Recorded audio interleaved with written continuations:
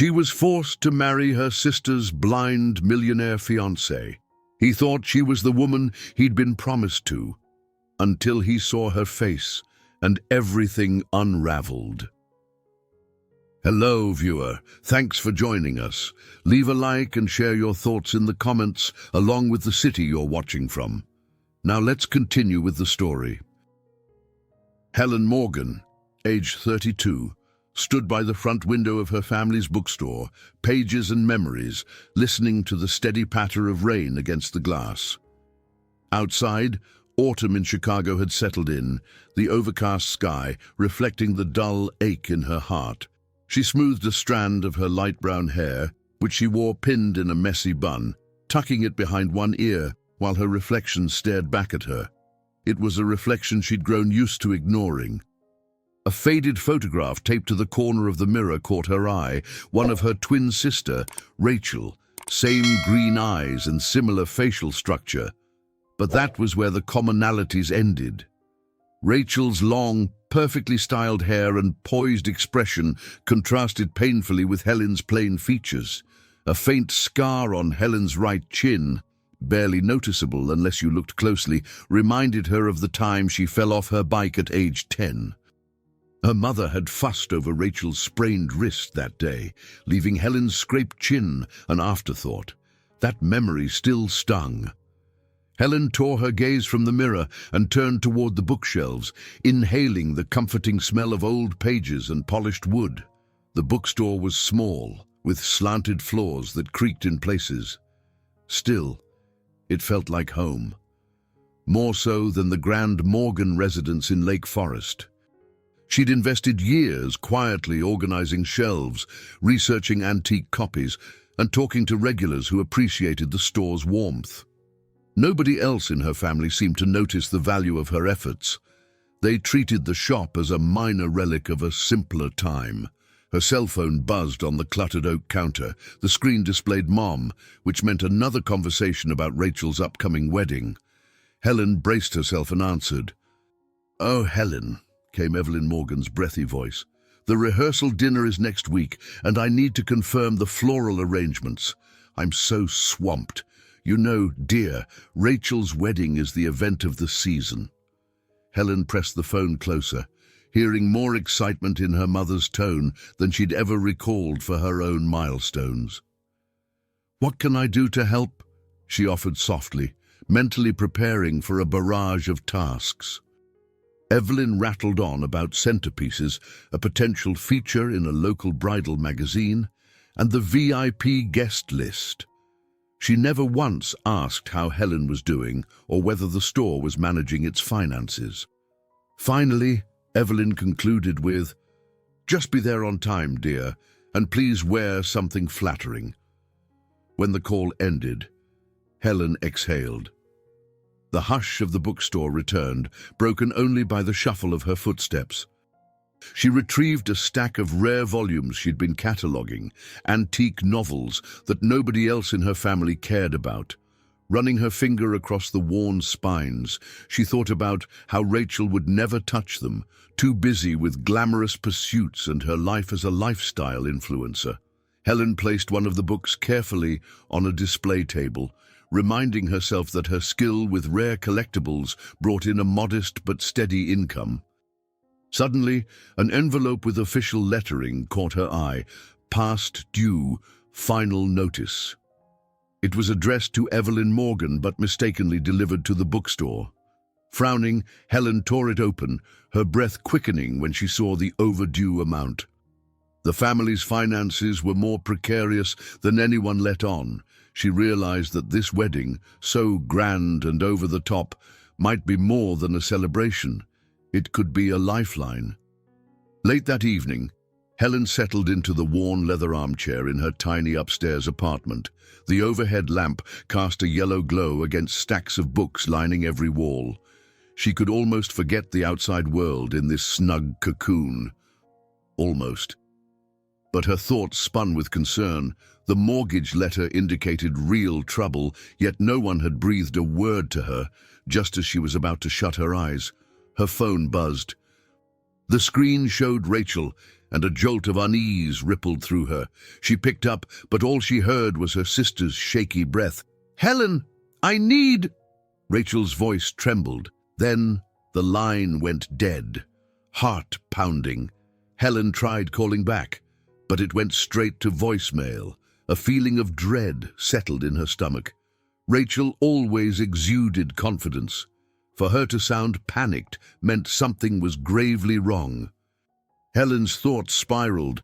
Could this be tied to the overdue bill or something worse? Sleep was impossible now. She stared at the dark city skyline through her window, hugging a cushion to her chest. A single question throbbed in her mind. What had happened to her sister, and why was she suddenly so afraid? The next morning, Helen stood behind the bookstore's counter, still wearing the same clothes from the night before. She'd barely slept after Rachel's cryptic phone call. Despite multiple attempts, she hadn't reached her sister again. The uneasy silence between each ring was driving her mad with worry. Suddenly, the door flew open, letting in a gust of cool air. Helen Morgan, at 58, carried herself with the grace of a former model, though her blonde highlights were showing signs of stress. She marched in, ignoring the store's cozy charm, her eyes wild.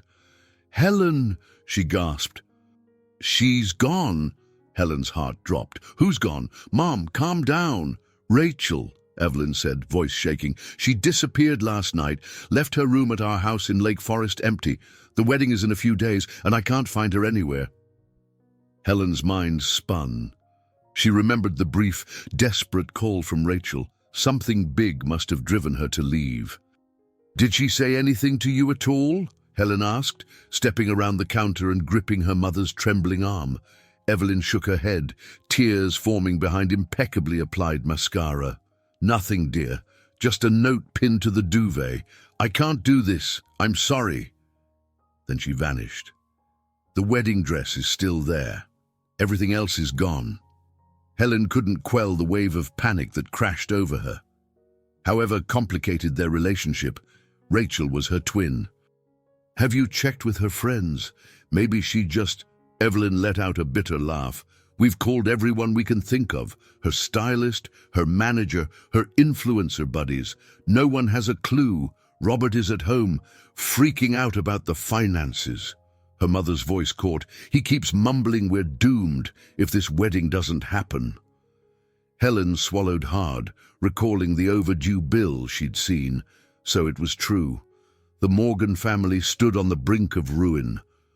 "Mom," she said carefully, "we need to call the police if she's truly missing." At that moment, the bookstore door opened again, admitting a swirl of cold air. Her father, Robert Morgan, stepped inside, shoulders slumped in his tailored coat. At 60, he looked older than his years, dark circles under his eyes betraying countless sleepless nights. He peered around the store as if expecting Rachel to appear from behind the shelves. "We can't involve the police," Robert murmured. "It'd ruin her reputation. The press would have a field day. Our business partners—" He trailed off, rubbing his temple. "The wedding was our last hope, Helen. Adrian Reynolds was going to bail us out." Helen frowned. "Bail you out of what exactly?" But before her father could respond, Evelyn's phone rang, filling the air with a shrill tone. She answered, and Helen observed her mother's face contort with frustration. "You're sure?" Evelyn barked, then hung up. "No sign of Rachel at O'Hare or Midway. She's not on any flight manifest. We still don't know where she is." A sinking feeling pooled in Helen's stomach. Rachel had always been unpredictable, but running away just before her wedding seemed extreme, even for her. Had something happened with Adrian? They were rarely seen together in public, given that Adrian seldom left his lakeside mansion since losing his sight 3 years ago. Her father cleared his throat, avoiding Helen's eyes. "You know, we never told you the extent of our money troubles. We lost a lot in bad investments. Adrian's fortune was going to save us." He paused, knuckles whitening. "Helen, we're in real danger if this wedding is called off." Evelyn nodded vigorously. You have no idea. We need Rachel to go through with it. But Rachel's gone, Helen said softly.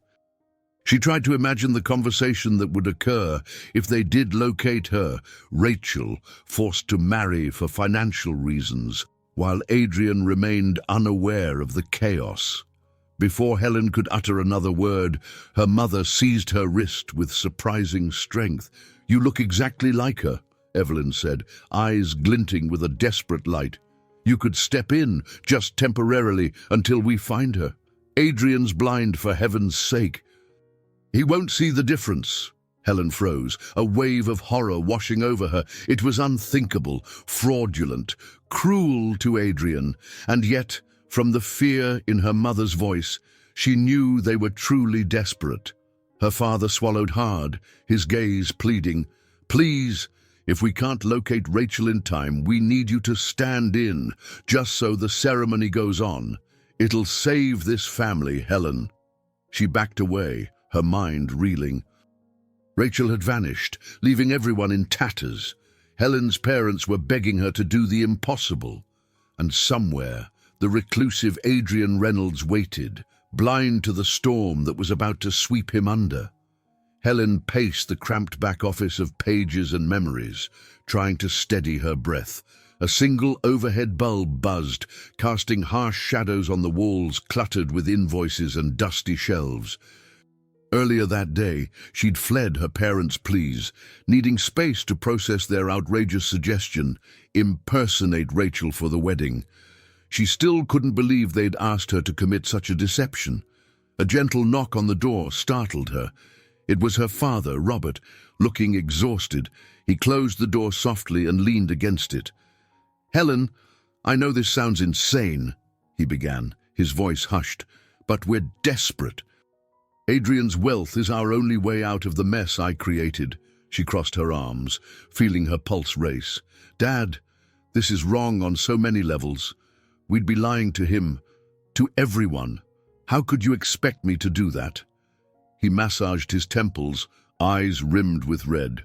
I'm not proud of asking this, but you know what will happen if we default on our debts. Those people I borrowed from aren't the most forgiving. We've got second mortgages, overdue loans. His voice cracked. We could lose everything, maybe even face threats. Helen's heart clenched. She hated seeing her father so broken, yet it wasn't just about money. And what about Adrian, Dad? He has a right to know who he's marrying. Robert swallowed hard. Of course he does, he said, though his tone suggested otherwise. But we only need a little time. Your mother and I believe Rachel will turn up. She always does. In the meantime, you're identical twins. He can't see... Please, Helen. Fear, disgust, and a strange flicker of compassion for her parents tangled within her. She pressed her fingers to her eyes, trying to imagine the wedding day.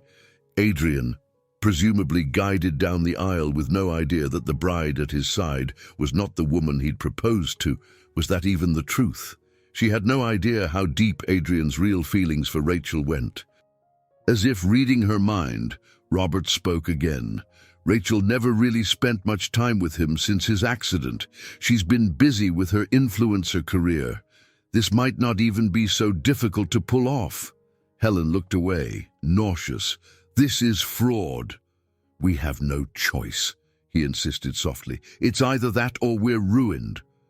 She wanted to shout, to resist, but an image of her mother's tear-streaked face flashed through her mind. And the memory of that final notice she'd opened. Those kinds of debts didn't just vanish. Helen realized there were real risks involved if they angered the wrong lenders. Her cell phone rang, the screen lighting up with Evelyn's name. A wave of dread swept through her, but she answered. Evelyn's tone was frantic. Helen, we've got everything set. Tomorrow the wedding planners expect us at the final fitting for the dress. You need to show up. Otherwise, we'll never fool anyone. Mom, I haven't even agreed. Don't overthink it. This is life or death for us. The call ended abruptly. Helen's mind whirled. She couldn't breathe. She rushed to the tiny bathroom behind the office, flicked on the light, and stared at herself in the mirror. Her hair was disheveled, green eyes shining with shock. Her reflection reminded her of Rachel's glamorous photos, except Helen looked haunted, not radiant. She pictured Adrian's face, though she'd only ever seen it in a magazine. 37, they said, wealthy after founding his tech company, and now living a reclusive life after losing his sight 3 years ago in a car accident. How would he respond if he learned the truth? Tears pricked at her eyes. "I can't do this," she whispered, clutching the sink. But an image of her parents' desperation took hold. If she refused, they'd be drowned in debt. The store, her only haven, might be lost forever. Her entire family's livelihood was at stake. The clang of water pipes echoed in the small space, as if punctuating her dilemma. She closed her eyes, heart pounding, and finally whispered a shaky promise to herself. "I'll give them a few days, just until Rachel is found. Then I'm out." Somehow, repeating it made the impossibility feel less crushing. She pushed off the sink, trembling, knowing that by morning her life's quiet stability would be shattered beyond repair. Sunlight filtered through the high windows of the luxury suite at the Peninsula Chicago, catching particles of dust that danced in the air. Helen stood stiffly in front of a large mirror while her mother fussed over her hair. Helen Morgan's expertly manicured hands tugged and pinned, trying to recreate Rachel's signature loose waves on Helen's naturally finer locks. "Hold still," Evelyn muttered, her tone more anxious than nurturing. "We have only an hour before the wedding planner arrives with last-minute checklists." Helen's stomach churned. Rows of dresses, swatches of fabric, and sample bouquets cluttered the suite's plush carpets. Sophia Lawson, the fast-talking event organizer, hovered by the door, dressed in a sleek black blazer, tapping away on her tablet. Helen felt like a child playing dress-up in someone else's life. She caught her own gaze in the mirror. The transformation was unsettling. Her usually pulled-back hair now cascaded over her shoulders in carefully sculpted curls. An elegant makeup palette concealed her scar on the chin. Her green eyes, framed with false lashes, looked wider, more uncertain. She wore form-fitting designer clothes that Rachel might choose, clothes that felt alien on Helen's modest frame. Evelyn's phone buzzed. She answered swiftly, tossing an anxious glance Helen's way. "Yes, everything's going smoothly," she lied into the phone. "The bride, Rachel, is adjusting her final look." Then, lowering her voice, she added, "We'll be ready for Adrian's assistant by this afternoon."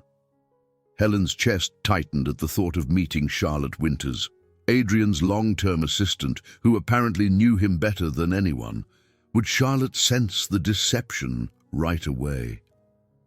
Anxiety spiked through her limbs as her mother ended the call. Sophia approached with brisk steps, measuring tape around her neck. She eyed Helen. "I'm finalizing the seat assignments," she said. "The rehearsal dinner was cancelled because of the short timeline, so tomorrow is the wedding. Are you feeling all right?" Her gaze was polite, but Helen sensed subtle suspicion there, perhaps because Rachel's usual confidence was absent. Helen forced a tight smile. "Just nervous. Big day and all." Sophia nodded, apparently accepting that explanation for the moment. "The tailor will be here soon to do a final adjustment on the wedding gown. Let's make sure we handle that quickly, since we're on a crunch."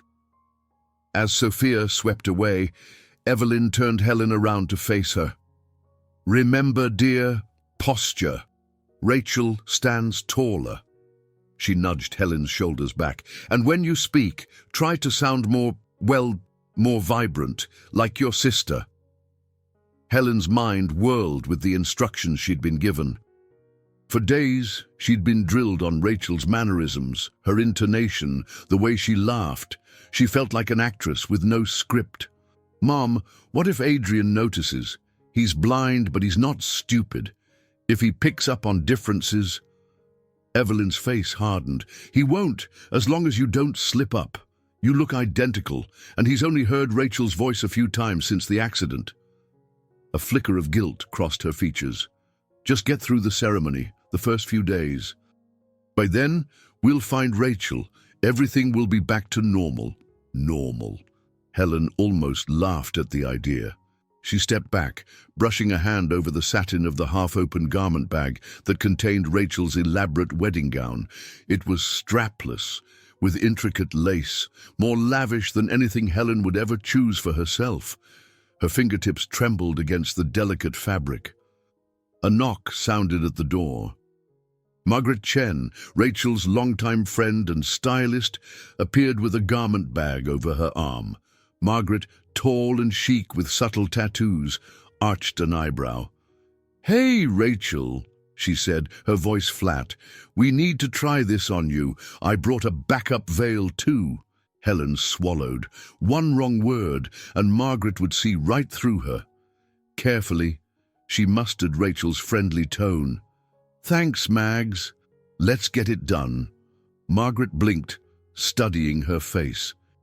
"Sure," she finally said, though her posture hinted she sensed something off. Helen prayed she wouldn't push further. After an awkward half-hour of fittings, Margaret packed up her tools. Before leaving, she paused, eyes narrowing at Helen. "You seem different today. Less chatty. You okay?" Helen's throat went dry. She glanced at her mother, who shot her a warning look. "Just wedding stress," Helen managed. "You know how it is." Margaret nodded, but her gaze lingered, as though searching for confirmation. Then she shrugged and stepped out, alone again. Helen felt her pulse pounding. She'd navigated one test, but more lay ahead. In less than 24 hours, she would stand at the altar, reciting vows that weren't hers, and somewhere, the real Rachel was still missing. Helen shut her eyes, her stomach twisting in knots. Tomorrow would either save her family or destroy everything she knew. Helen's heart thundered in her chest as the church doors swung open. The Cathedral of the Holy Name in Chicago was packed with elegantly dressed guests, the air heavy with perfume and anticipation. Hundreds of pairs of eyes fixed on her. She clutched the bouquet of white roses, nearly crushing the delicate petals in her trembling grip. Her father's arm looped through hers, guiding her down the aisle.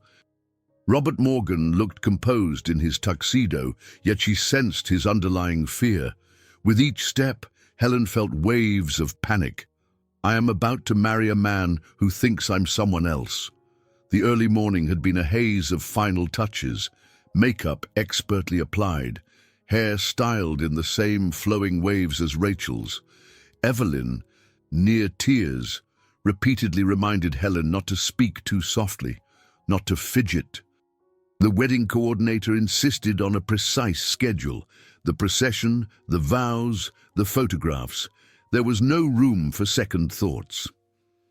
As Helen's satin heels clacked against the polished marble floor, her eyes landed on Adrian Reynolds at the front of the church. Tall, with broad shoulders beneath a tailored black suit, he stood beside the officiant. His dark hair was clipped neatly at the sides, silver just touching his temples. His eyes, a vivid blue before the accident she'd read, did not track her movements. Instead, they gazed slightly upward with that distant, unfocused quality of someone who could no longer see. When they reached him, Helen could barely breathe. The organ music swelled before dying into reverent silence. The officiant smiled warmly and spoke, but the words slipped past Helen's ears. Time seemed to slow as Adrian turned his head toward the sound of her shallow breathing. "Rachel," he said softly, holding out his hand. Helen placed hers in his, reminding herself to maintain a confident posture. Her pulse hammered so loudly she was sure he'd hear it. "Yes," she whispered, her voice catching. Anxiety spiked, but Adrian's expression was gentle, his voice low and rich as he repeated after the officiant. Could he sense her terror? In the hush of the cathedral, She forced herself to focus on the officiant's cues, reciting vows meant for another woman. The words tasted hollow on her tongue. To have and to hold, in sickness and in health. She felt light-headed, almost as if she were watching a scene from outside her own body. This isn't real, her mind screamed, and yet every second was etched in full view of family, friends, and the solemn hush of onlookers. At last, the officiant smiled. "You may kiss your bride." Adrian turned carefully toward the sound of Helen's breath again, his hand rising to find her cheek. Gently, he leaned forward. Their lips met in the briefest graze, a moment simultaneously tender and unbearable. Helen's cheeks burned, a surge of guilt swirling with a spark of something else. Respect for the sincerity in Adrian's gesture. Applause burst from the pews, jarring Helen back to reality. She clasped Adrian's arm as they faced the guests. Cameras flashed, capturing a union built on lies. Her mother beamed from the front row, blinking away tears. Her father exhaled in visible relief. Moments later, they were swept outside into a flurry of congratulations. Camera clicks and confetti. A sleek black limousine waited at the curb to take them to the reception. Helen managed a strained smile as Adrian helped her into the car, the irony bitter. He was offering support she felt undeserving of. Inside the limo, the door closed, sealing them in a cocoon of leather seats and tinted windows. Adrian turned toward her. Though his eyes didn't focus, he seemed to sense her tension. "Are you all right? You're quieter than usual. I know it's been a whirlwind." Helen forced a laugh, hoping it sounded like Rachel's casual ease. "I'm just tired. Weddings, you know." He nodded, concern evident in his tone. "I'm grateful you're here. I realize I'm not the easiest person to marry, especially given my situation." A pang of empathy ripped through Helen. She swallowed hard. This man, blind and likely lonely, had put his trust in Rachel, and here Helen was, masquerading as his bride. How could she respond? She settled for squeezing his hand, feeling the cool metal of the new ring circling his finger. "We'll figure things out," she said softly, the words more a plea than a promise. The limo pulled away, and Helen stared out at the Chicago skyline, blurring past. As the new Mrs. Reynolds, she felt as though she were falling deeper into a spiral of guilt and responsibility, and for the first time, she wondered if she'd ever find the courage to tell Adrian the truth. Helen had never seen such a grand property up close, let alone imagined living in one. As the black SUV pulled through the tall wrought-iron gates, she caught her first glimpse of Adrian Reynolds' mansion on Lake Geneva, Wisconsin.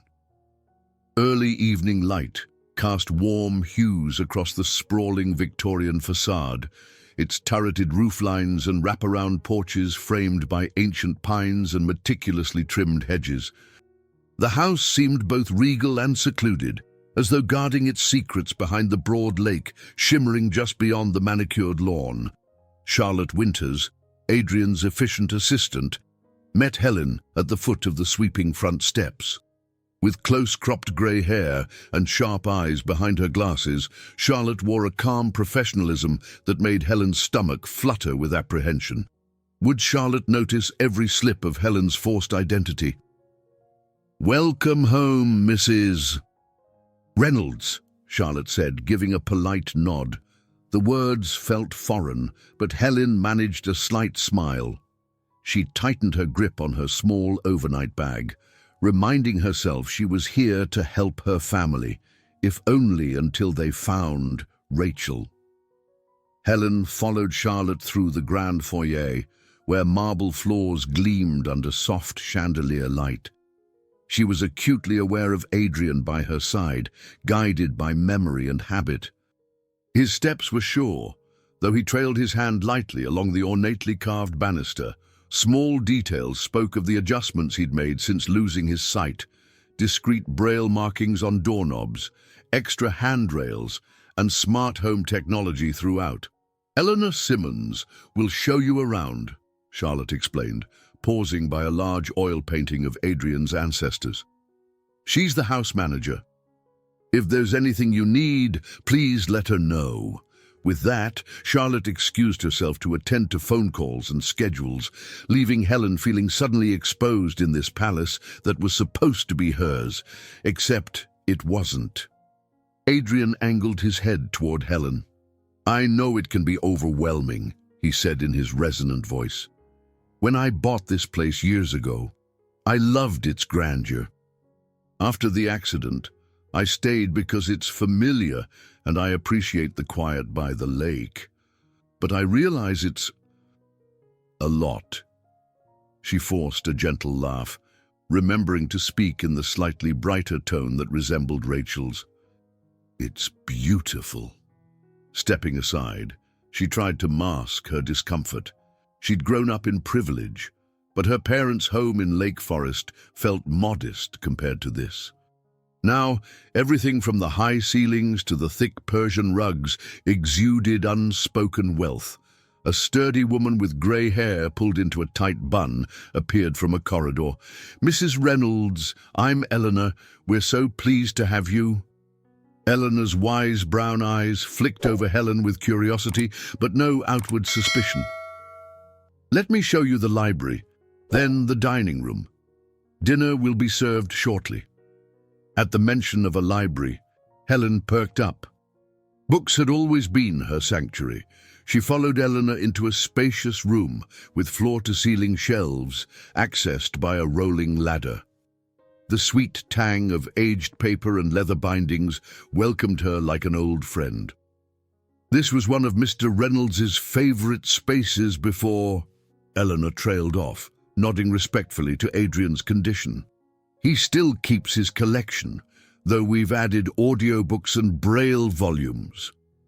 It was important to him that reading remained part of his life. Helen brushed her fingertips along the spines of first editions she could only dream of owning in her modest bookstore back in Chicago. Adrian remained near the entrance, hands lightly folded, as though listening for her reaction. She felt a sudden pang of guilt. She understood him more than he knew, shared his passion for the written word, yet she was here under the guise of someone else. After Eleanor concluded the tour, they all gathered for dinner in a formal dining room that sparkled with crystal and silver. The meal felt almost ceremonial. While servers moved gracefully around the table, Helen tried to recall the details she'd memorized about Rachel's likes and dislikes. Thankfully, Adrian didn't inquire further about her subdued mood, attributing it to the hectic wedding schedule. Midway through the meal, Adrian gently reached for Helen's hand. "I'm happy we can finally share this home," he said quietly.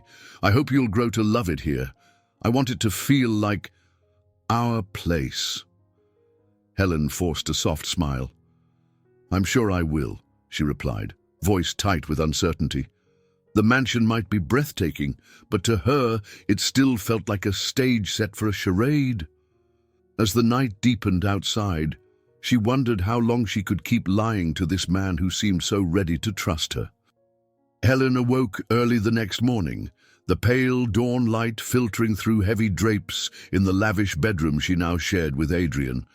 Though the space boasted a grand four-poster bed and a view of the lake, an uneasy feeling churned in her stomach. The events of the past week had hardly felt real. She dressed quietly and slipped into the hallway, eager for a moment alone. She found her way back to the library. Early sunlight spilled through the tall windows, illuminating dust motes drifting in the still air. A sense of calm washed over her as she ran her hand along the spines of 100 different authors. It almost felt like home, except for the persistent guilt coiled in her chest. A gentle voice broke the hush. "Exploring." She whirled around to find Adrian standing at the threshold, dressed in casual slacks and a button-down shirt. He carried a folded cane in one hand, but mostly navigated by memory. Although his eyes didn't focus on her, his head angled just so, listening attentively. "I didn't realize you were up," Helen said, forcing a lighter tone. "You move so quietly." Adrian's lips curved into a soft smile. "I've had a lot of practice. When I first lost my sight, every step felt like a leap into the unknown. But you adapt." He paused, as though thinking, "It's funny. When I knew you before, you never seemed very interested in the library." Helen's stomach lurched. She needed to stay consistent with her sister's alleged preferences. "I guess I've changed," she said softly. "Or maybe I'm discovering new things about myself." Something like curiosity flickered across his features. "I'm glad. This collection once defined me. But recently, it's been gathering dust." Gingerly, he set down his folded cane, placing a hand on a nearby bookshelf. "Would you read something to me tonight? Something different? It might be nice to share that." A pang of genuine warmth spread through Helen's chest. Reading aloud was second nature to her, especially in her bookstore. "Yes, of course," she said, voice catching. She had to be careful not to show too much expertise. Rachel was never the avid reader. But it felt like a small connection she couldn't resist. Charlotte's voice cut in from behind them. "Adrian, your driver is ready. You have an appointment with Dr. Grant in Chicago this afternoon." Then her gaze flicked to Helen. "He's hoping you'll accompany him if your schedule permits." Helen hesitated. She glanced at Adrian, whose expression held mild anticipation. If Rachel was indeed meant to be part of this world, she'd accompany him without question. "Sure," she replied, smoothing a hand over her shirt. "Let me just change." By late morning, they were on the road, Daniel Parker at the wheel. Helen sat beside Adrian, wrestling with the swirl of new emotions. She'd read that Adrian's blindness followed a severe car crash. She wondered if the crash was truly accidental or had deeper shadows behind it. He rarely spoke about the details, but she sensed a quiet pain he carried. At the hospital's outpatient wing, Dr. Maxwell Grant greeted them with a warm handshake. In his early 60s, with a neat white beard, the ophthalmologist exuded a calm, reassuring presence. "Mrs. Reynolds," he said politely, though his gaze studied her face with slightly more interest than comfortable. "Glad you came." Helen willed her posture not to stiffen. Did he suspect anything? Possibly not. But he'd known Rachel at least by name for several months. She sidestepped his scrutiny, allowing him to guide Adrian into a private exam room. The door shut behind them, leaving Helen in the stark white corridor, alone with her racing thoughts. While waiting, she checked her phone to find multiple missed calls from her mother. She also noticed a text from the bookstore's part-time cashier, who needed a restock of popular titles. She felt a twinge of longing for her old life, a simpler routine. Now she was here, embedded in a secret that grew heavier by the day. When Adrian emerged, Dr. Grant was nodding in approval. "We'll talk further next time, Adrian. Keep considering that procedure. If you decide you're ready, we'll get it scheduled." A procedure. Helen's heart jumped. Could Adrian's vision be restored someday? If so, time was ticking. The thought sent a chill through her. If he regained his sight, he'd see that Helen was not the woman he believed he'd married. Late that evening, Helen stood in the foyer, listening to the echo of urgent voices drifting from the formal dining room. She pressed herself against the wall, straining to catch fragments of conversation. Marcus Reynolds, Adrian's older brother, had arrived unannounced, accompanied by his elegant, aloof wife, Vivian. Their presence crackled with tension. "I just think it's reckless," Marcus's voice boomed, though he tried to keep it low. "This rushed marriage, this talk of an experimental surgery. Adrian, you're gambling with your life and the family legacy." Helen's throat tightened. She knew Marcus had reservations about Adrian's decisions. From the glimpses she gathered, Marcus believed he should manage the family's businesses, especially after Adrian's accident. His skepticism about Rachel only added to his hostility. She peered around the corner and spotted Adrian standing at the head of the table, jaw set. His eyes, unfocused as they were, still exuded quiet resolve. "I appreciate your concern," he said, voice calm, "but I'm capable of making my own choices." "Marriage was certainly a choice," Vivian chimed in, her tone smooth as silk. "We're all just surprised it happened so fast." She cast a fleeting glance at Helen, lurking in the shadows. Helen felt exposed, even if Vivian hadn't spotted her. Gathering her courage, Helen stepped forward. She cleared her throat, trying to project Rachel's confident demeanor. "Hello, Marcus, Vivian." She nodded politely. "We'd have happily invited you to the ceremony, but everything happened so quickly." Marcus's eyes flicked over her with thinly veiled suspicion. "Yes, I heard.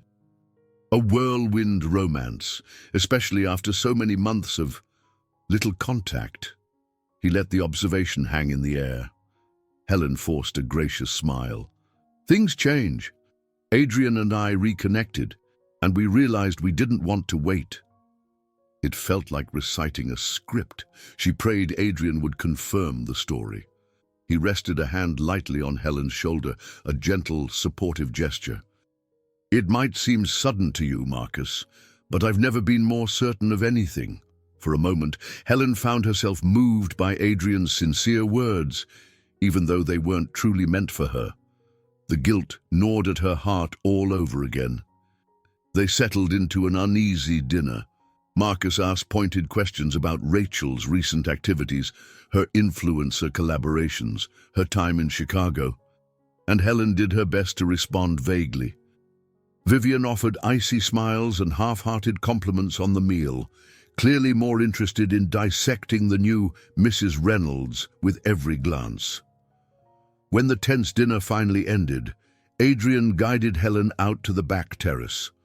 A crisp breeze blew in from Lake Geneva, rustling the manicured hedges. Lights from neighboring lake homes twinkled across the water. "Marcus can be difficult," Adrian said softly, leaning against the stone balustrade. "After my accident, he tried to take over. We've clashed over business decisions ever since." He paused, turning toward her. "I'm sorry you had to endure his interrogation." Helen mustered a half-smile. "It's all right. I expected some skepticism." He tilted his head, his expression pensive. "I wish this hadn't been so rushed. You deserve a proper celebration, not this swirl of doubt." Her chest tightened at the genuine concern in his voice. Why did he have to be so kind? She fought the urge to confess everything. "He doesn't even know who you really are." A voice in her head screamed, but she couldn't risk it. Not with her family's future hanging in the balance, and not without a clue where Rachel was hiding. They fell silent for a while, the hush punctuated by the gentle lapping of lake water against the shore. She thought about the procedure Dr. Grant mentioned. Adrian hadn't yet asked for her opinion. And if he went through with it, would she be exposed in an instant? Adrian let out a long breath. "Marcus believes I can't handle my responsibilities anymore. That's why he's hovering. But I won't let him dictate my life. I've made too many choices based on fear." Helen stared out over the moonlit lake, feeling her heart ache at his vulnerable words. She wanted to reassure him, tell him he was stronger than he knew, but how could she when her very presence was the biggest lie of all? Helen fussed with the hem of her sweater as she sat in the sunroom, warming her hands around a mug of tea. The morning light glinted off the glass walls, revealing a panoramic view of the lake. Autumn leaves danced in the breeze outside, a kaleidoscope of russet and gold. It was one of those crisp Wisconsin mornings that made her wish she could enjoy it, without the constant churn of guilt in her mind. Adrian entered, led by the subtle memory of the mansion's layout. and settled into a chair across from her. Despite losing his sight, he moved gracefully, a testament to the careful routines he'd developed. He wore a slight smile that faltered as soon as he sensed Helen's mood. "You're quiet today," he commented gently. "I hope it's not because of Marcus's visit last night." Helen took a slow sip of tea. "I'm just thinking," she replied. She couldn't admit the truth, that every day she sank deeper into deception. For a fleeting moment, she fantasized about confiding in him, trusting his kindness, but the threat to her family loomed too large. She forced a small smile. "I might just be tired. It's been hectic since the wedding." Adrian nodded in understanding. "I've been thinking, maybe we should have some normalcy, something just for us. How would you feel about cooking together tonight? Eleanor says the kitchen is fully stocked." Helen tried not to look surprised. She recalled that Rachel had barely boiled water, but Helen herself had always found a certain comfort in simple recipes, soups, pastas, dishes she'd cooked while living above her bookstore. "Sure," she said, lips curving in a tentative grin. "That sounds nice." That evening, they convened in the spacious chef's kitchen, countertops gleaming under warm pendant lights. Adrian ran his hand along the utensils arranged by Charlotte and the staff, carefully learning each location. He seemed relaxed, even excited to share this small domestic act. Helen guided him gently, just enough to help, but not so much that she overstepped his sense of independence. They chose to make a simple pasta dish with fresh tomatoes, garlic, and herbs. Adrian insisted on chopping the garlic himself, carefully feeling the cloves' edges beneath his fingertips. When he asked for her input, Helen realized she was revealing a side of herself that Rachel wouldn't normally show. Yet something about the moment felt right, almost natural. She found herself laughing as she described the difference between fresh basil and dried. Eleanor popped in briefly to observe, smiling at the scene, then left them to it. Once they settled at the small kitchen table, the steam rising from 2 bowls of homemade pasta, Adrian inhaled deeply. "Smells incredible," he said. "I can't remember the last time we cooked like this together." Helen stiffened, another statement that hinted at the actual Rachel's absence from such moments. She improvised, "Well, maybe we should do it more often." Her heart pounded, hoping he wouldn't catch the forced casualness in her voice. He forked up a bite and nodded in appreciation. "You amaze me sometimes," he said. "There are moments I feel like I'm really seeing new sides of you. Your voice, your manner.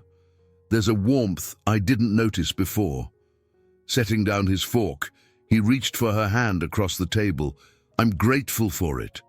A flutter rippled through her chest, warmth mixed with dread. How long could she maintain this facade while forging deeper emotional ties to him? She squeezed his hand gently, unable to muster more than a faint smile. After dinner, they carried their dishes to the sink. As the hot water ran, rinsing away the evidence of their modest culinary triumph, Adrian spoke in a low voice. "I was serious about wanting you to read to me tonight. Would you mind?" Helen swallowed, remembering the stack of classics she'd glimpsed in the library. "Of course," she replied, trying not to show too much enthusiasm. "Any particular genre in mind?" He tilted his head. "Surprise me!" A pang of guilt thudded in her chest once again. If only I could be myself, she thought. He might actually enjoy my real interests. But she merely nodded, feeling the tug of a fragile bond forming, one that left her more conflicted than ever. Helen closed the thick, leather-bound volume of poetry she'd been reading aloud, her voice echoing softly off the high library walls. Adrian leaned back in his armchair, eyes closed, a faint smile gracing his lips. A single brass floor lamp cast a warm glow across the rug, illuminating a scene that felt both intimate and precarious. "That was lovely," Adrian murmured. "I'd almost forgotten how much I enjoyed poetry. Thank you for indulging me." Helen set the book aside, nerves fluttering in her stomach. She'd risked selecting a compilation of romantic American poems, works she personally adored, but Rachel would likely have dismissed. Each line read had tugged at something buried inside her, reminding her of the person she'd once been before this masquerade. She stood, intending to return the book to its shelf, but paused at the corner of the library. There, half hidden by a wooden side table, she spotted a stack of letters tied with a ribbon. Curious, she knelt and gently slid them out. The top envelope was addressed to Mr. Adrian Reynolds in looping handwriting she didn't recognize. The postmark dated back several months. As if reading her change in posture, Adrian asked, "Is everything okay?" Helen quickly set the letters back. "Yes, just found some mail," she replied, forcing calm into her tone. He nodded, unaware of her sudden tension. "I sometimes misplace things. People assume I can't read letters, but I have them transcribed or scanned." His smile turned wistful. "Though I suppose Rachel never found them worth mentioning." Helen inhaled softly, guilt pressing in. She changed the subject. "I was thinking about the wedding earlier," she ventured, needing to test the waters. How did it feel to take that leap so fast?" His expression grew thoughtful. "I'd always been a private person, more so after the accident. Marrying was less about a grand ceremony, more about a promise. For a time, I worried you only agreed for appearances or convenience. But I've sensed a genuineness in you lately, something that makes me trust we have a chance at real closeness." Her heart twisted. Of all the lies swirling around them, the sincerity of her growing bond with him felt painfully real. She swallowed. "I just hope you never regret it," she whispered, eyes downcast. Adrian reached out a tentative hand, and she grasped it, letting him gently trace her fingers. "Regrets are a waste," he said quietly. "I'd rather move forward than dwell on what-ifs. I learned that lesson when the doctors told me I might never see again. I won't spend my life wishing for what can't be changed." Helen's throat constricted, tears burning at the corners of her eyes. She almost told him everything, right then, the words balanced on the tip of her tongue.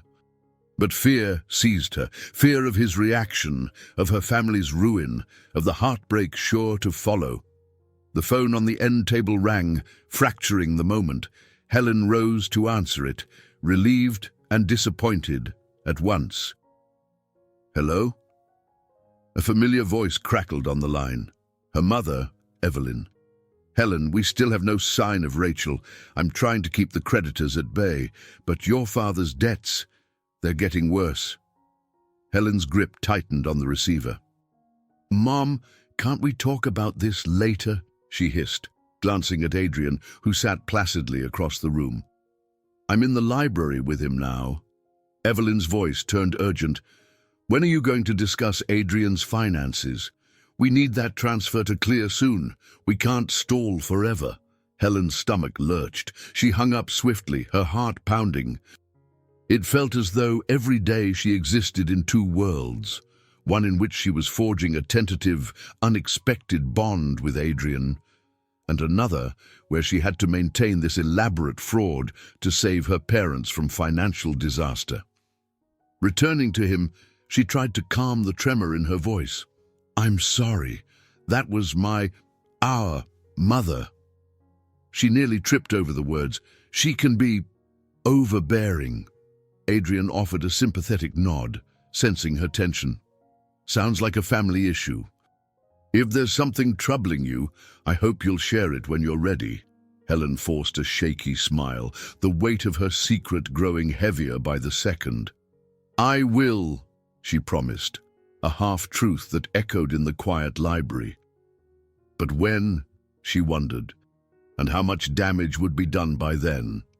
Helen's hands shook as she held the newly arrived envelope, the one addressed to Adrian in a script she recognized instantly, Rachel Morgan. It had been courier-delivered that morning, an unexpected jolt She stood in the marble foyer, sunlight illuminating the swirling emblem of the courier service on the packaging. Her breath caught. Was this it? Was Rachel finally contacting Adrian directly? She glanced around. No staff lingered nearby. Adrian was outside, discussing repairs on the garden path with Daniel. The house felt eerily quiet. Pulse racing, she tore the envelope open and scanned the contents. "Dear Adrian," it began, "I'm sorry I left without warning. I can't go through with this marriage. I hope one day you'll understand." Helen's vision blurred momentarily. Rachel's letter might as well be a ticking time bomb. At least, it didn't explicitly mention the switch. It seemed more like a parting note, albeit weeks too late. Still, the faint clue that Rachel Morgan was the writer would raise dangerous questions. If Adrian ever read it, he'd know something was gravely off. Before she could plan her next move, footsteps echoed across the foyer's tiles. Charlotte Winters appeared, wearing her usual composed expression. Helen quickly shoved the letter behind her back, heart pounding. "Mrs. Reynolds, I was looking for you," Charlotte said. Her sharp eyes flicked to Helen's tense posture. "Are you all right?"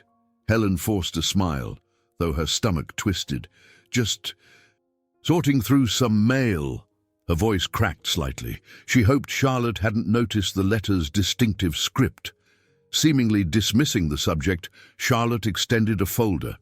"Adrian asked me to have you review these documents regarding the Foundation's new project proposals. He values your opinion." Then she paused, her gaze lingering. "He's in the study when you're ready." Helen nodded and clutched the folder. "Thank you, Charlotte." As soon as Charlotte walked away, Helen darted to the nearest side corridor, scanning for a place to hide Rachel's letter. Panic spiked in her chest. She had to keep it from Adrian for now.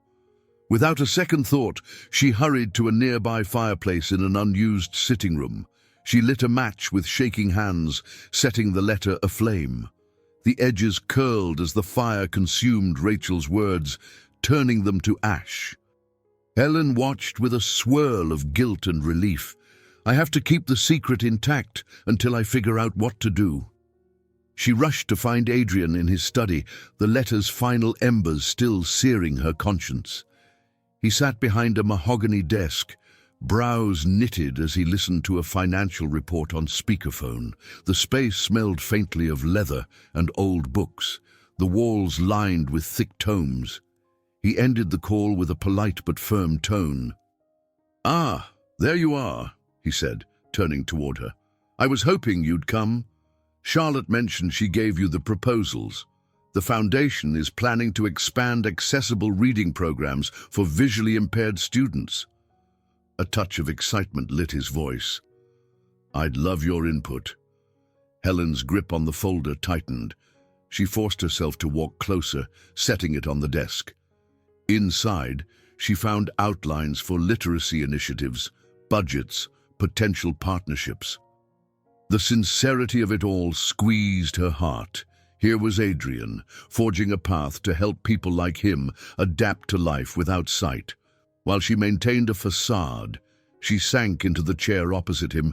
"It looks impressive. You want to fund research too?" He nodded. "Part of me hopes they'll advance treatments, maybe even help Dr. Grant's ongoing trials." He brushed his fingertips over the desk's edge, expression solemn.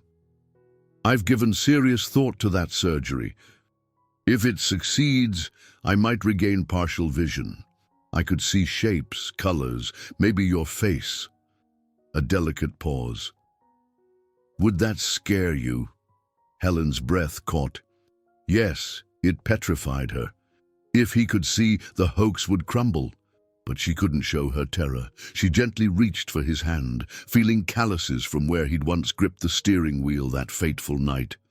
"It doesn't scare me," she lied, voice trembling. "I just want whatever is best for you."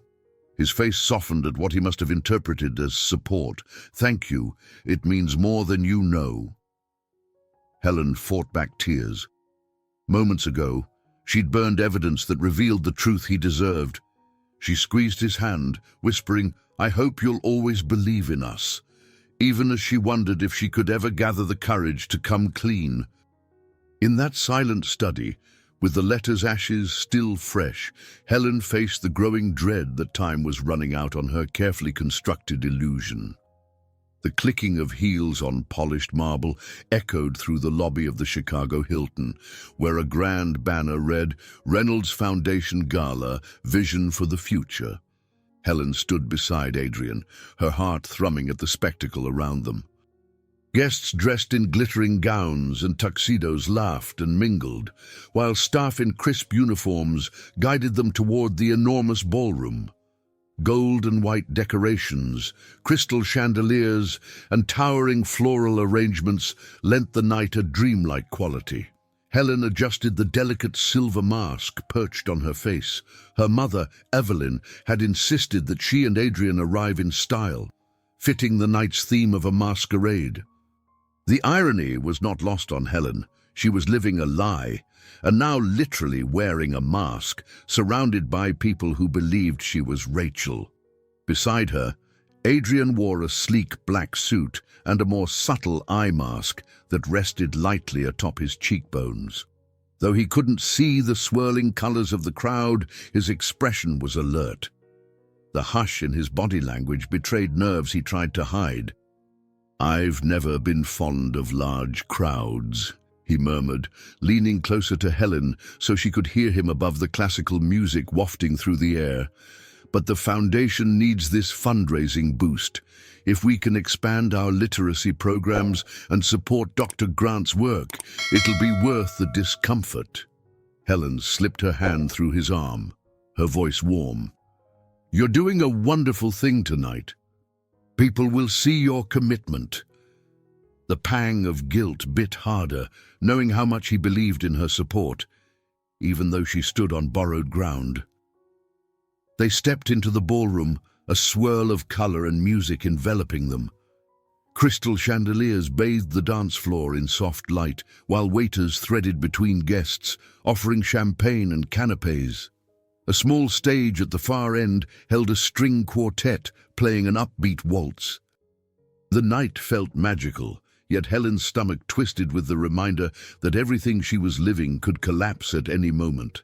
Soon, Charlotte approached them, tablet in hand.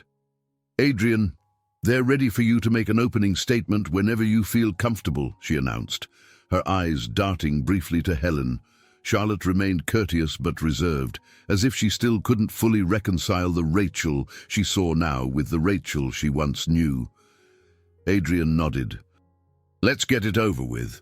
He felt for the microphone stand near the stage, and Helen guided him gently, her hand at his elbow. The crowd quieted as they noticed him step forward.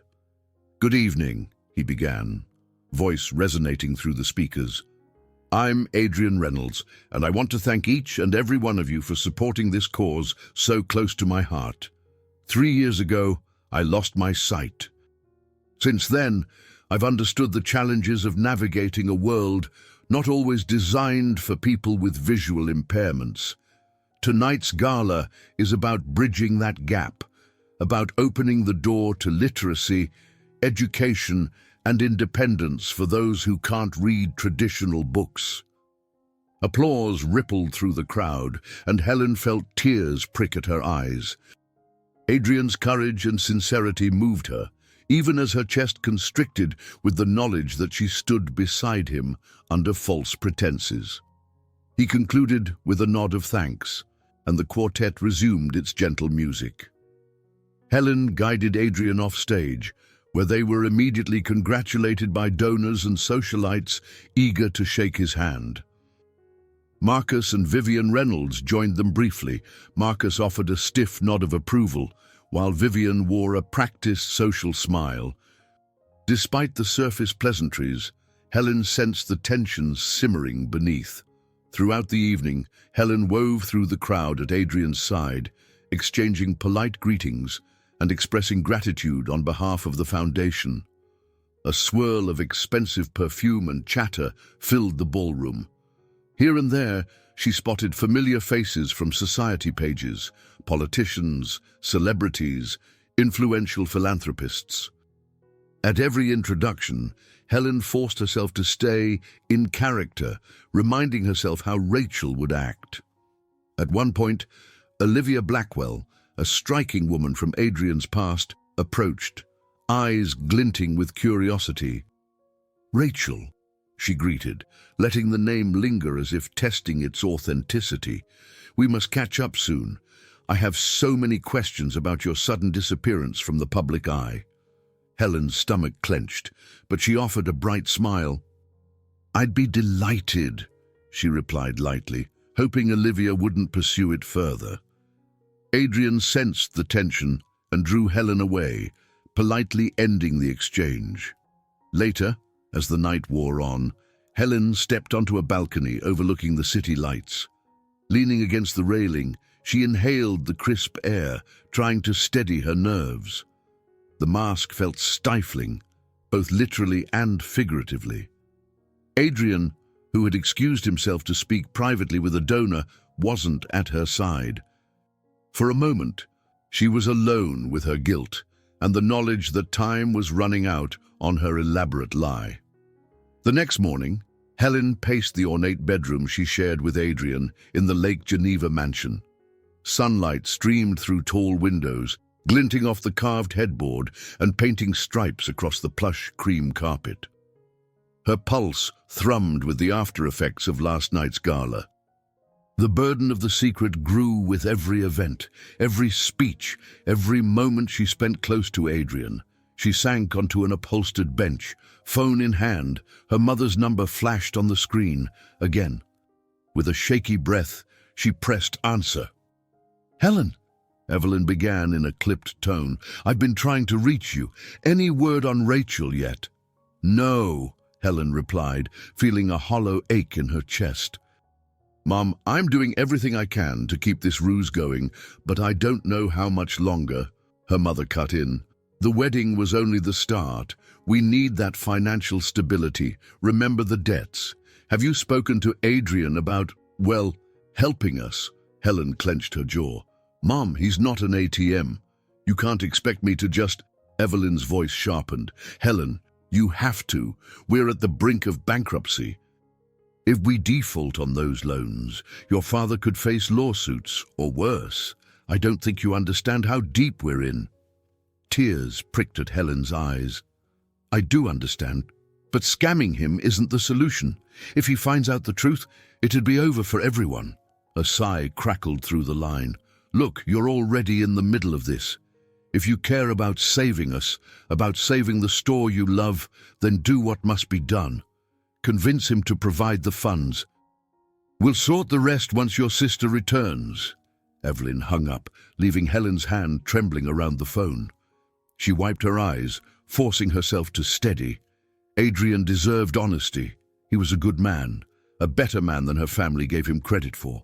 But fear of losing the bookstore, of watching her parents crumble under debt, paralyzed her.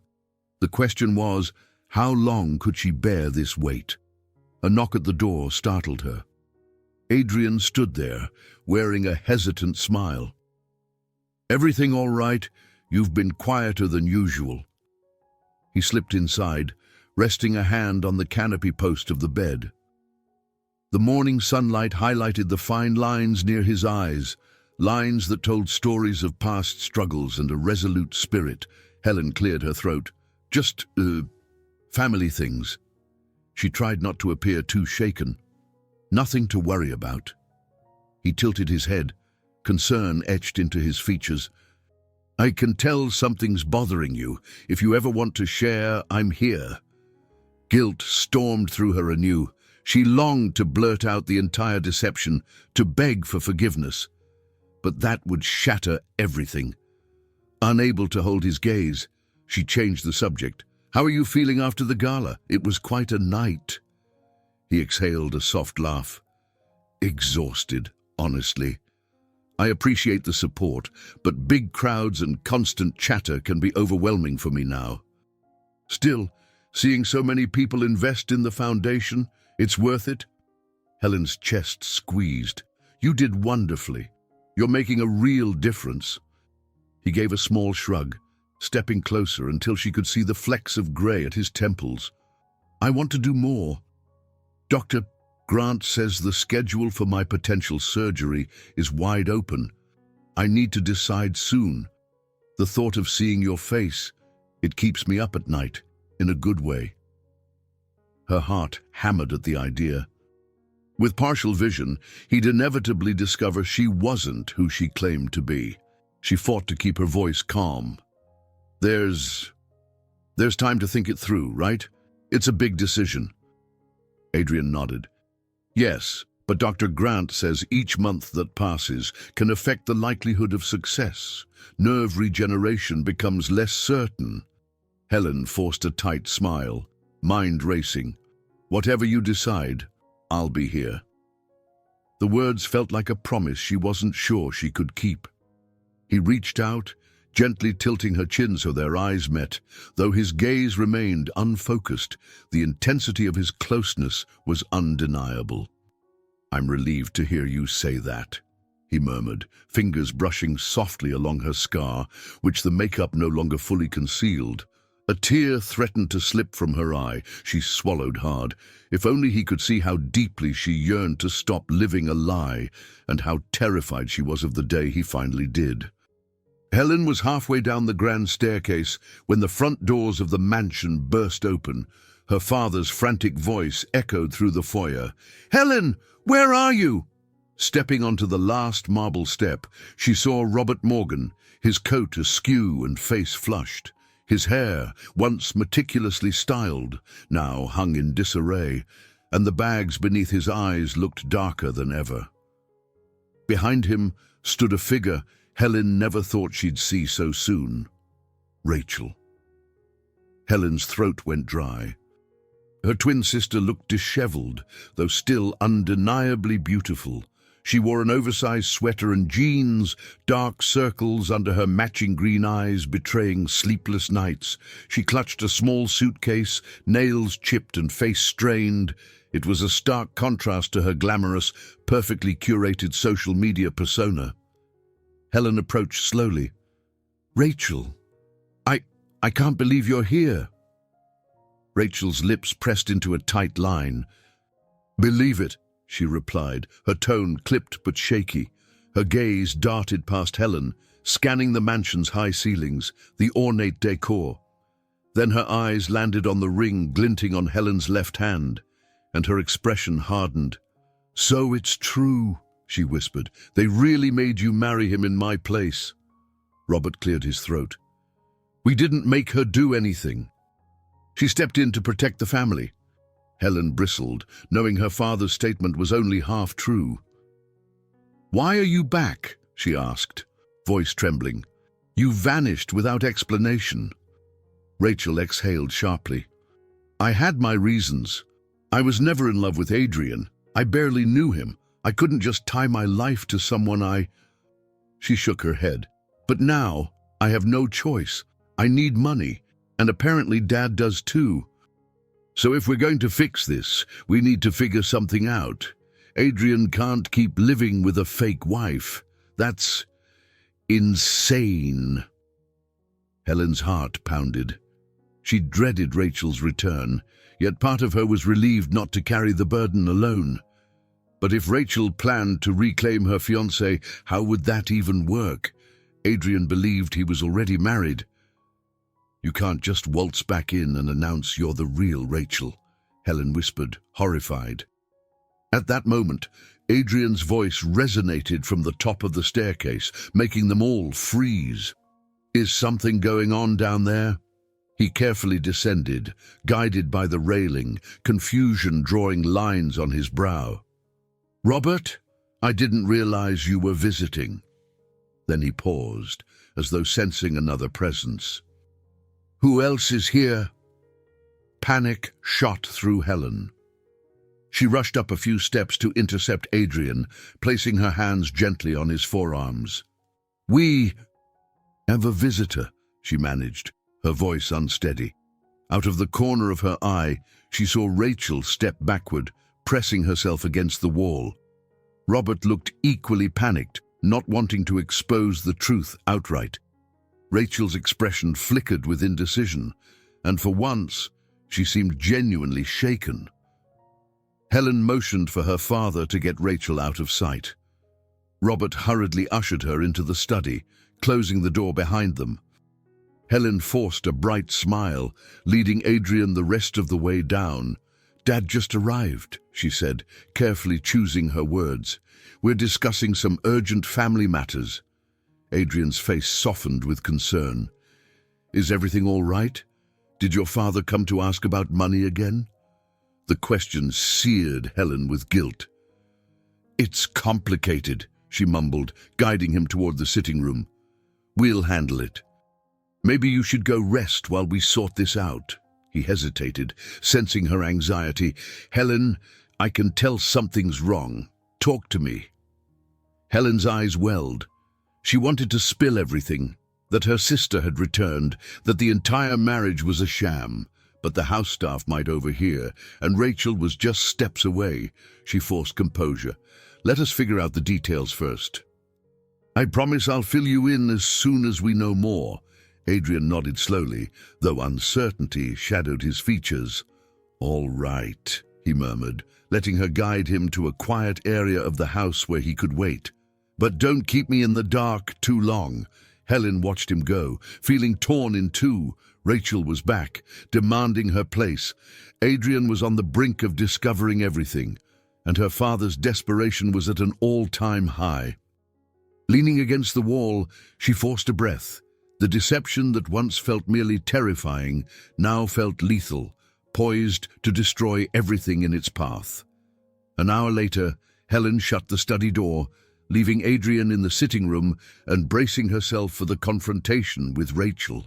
The tall windows of the study overlooked the lake, serene in the afternoon light, a stark contrast to the turmoil inside. Robert hovered by the fireplace, anxiously rubbing his temples, while Rachel stood with arms crossed, her suitcase on the floor. The tension bristled in the air. Helen broke the silence. "Why now? Where have you been?" Her voice trembled with anger and relief. She couldn't forget the frantic call from Rachel before the wedding and her subsequent disappearance. Rachel let out a bitter laugh. "I was with Peter," she admitted. We ran off. It got complicated. Turns out he's not exactly reliable, and now I'm broke, pregnant, and exhausted." Her voice cracked on the last word. She pressed a hand to her abdomen. Helen's eyes widened. Pregnant. A wave of conflicting emotions washed over her. Shock, empathy, and a sliver of anger. "Rachel, why didn't you say anything?" She shrugged miserably. "Because I was scared. Peter isn't ready for a child, and I was never ready for this marriage. But I couldn't face the consequences, so I took off, hoping the problem would solve itself." Robert cleared his throat, tension etched in every line of his weary face. "And now you're back, needing money to raise a baby. Money that Adrian could have provided if you'd gone through with the wedding in the first place." He flung a frustrated hand. "We're at the brink of financial collapse, Rachel. Do you even realize what you've done to us?" Rachel's lips quivered. "Don't lecture me, Dad. You and Mom have your own secrets, your own debts. You were willing to sell me off to keep your precious lifestyle." Helen's heart pounded as the argument escalated. She stepped forward, trying to keep her voice steady. "We can't stand here pointing fingers all day. We need a plan." Rachel looked up, eyes burning. "And what's your plan, Helen?" "To keep pretending to be me forever." She gestured at the ring on Helen's finger, voice trembling with bitterness. "You married him, didn't you? You must know that's insane." Helen swallowed hard, guilt wrapping around her like a vice. "I only did it to buy some time for our parents. We thought you'd be back in a couple of days, not gone for weeks." She hesitated, searching Rachel's eyes. "Adrian's a good man, Rachel. He doesn't deserve this. A flash of regret passed over Rachel's face, but her resolve hardened. I need money. Adrian's my best shot. But now that you're legally married to him, that complicates everything. Robert stepped in, desperation thick in his voice. He's not your best shot. He's a person. And if we reveal everything right now, what do you think he'll do? He might cut us off entirely. We'll be ruined. Rachel's gaze flicked to the window, tears threatening. So what's the alternative? Continue lying to him while I slip away with no resources? I'm pregnant, Dad. I have to figure out how to support myself. Helen pressed a trembling hand to her forehead. The stifling tension pressed on all sides. We have to tell him. Sooner or later, he'll find out. There's no easy fix here. Robert exhaled heavily, shoulders slumped. Let me think. Maybe we can secure some funds first, ensure the debts are covered, then we can figure out the rest. Indignation burned in Helen's chest. That's enough! We can't keep using Adrian. He's not a checkbook. This has gone too far. Rachel wiped at her eyes, voice cracking. I never asked for any of this. I just know I can't bring a baby into homelessness.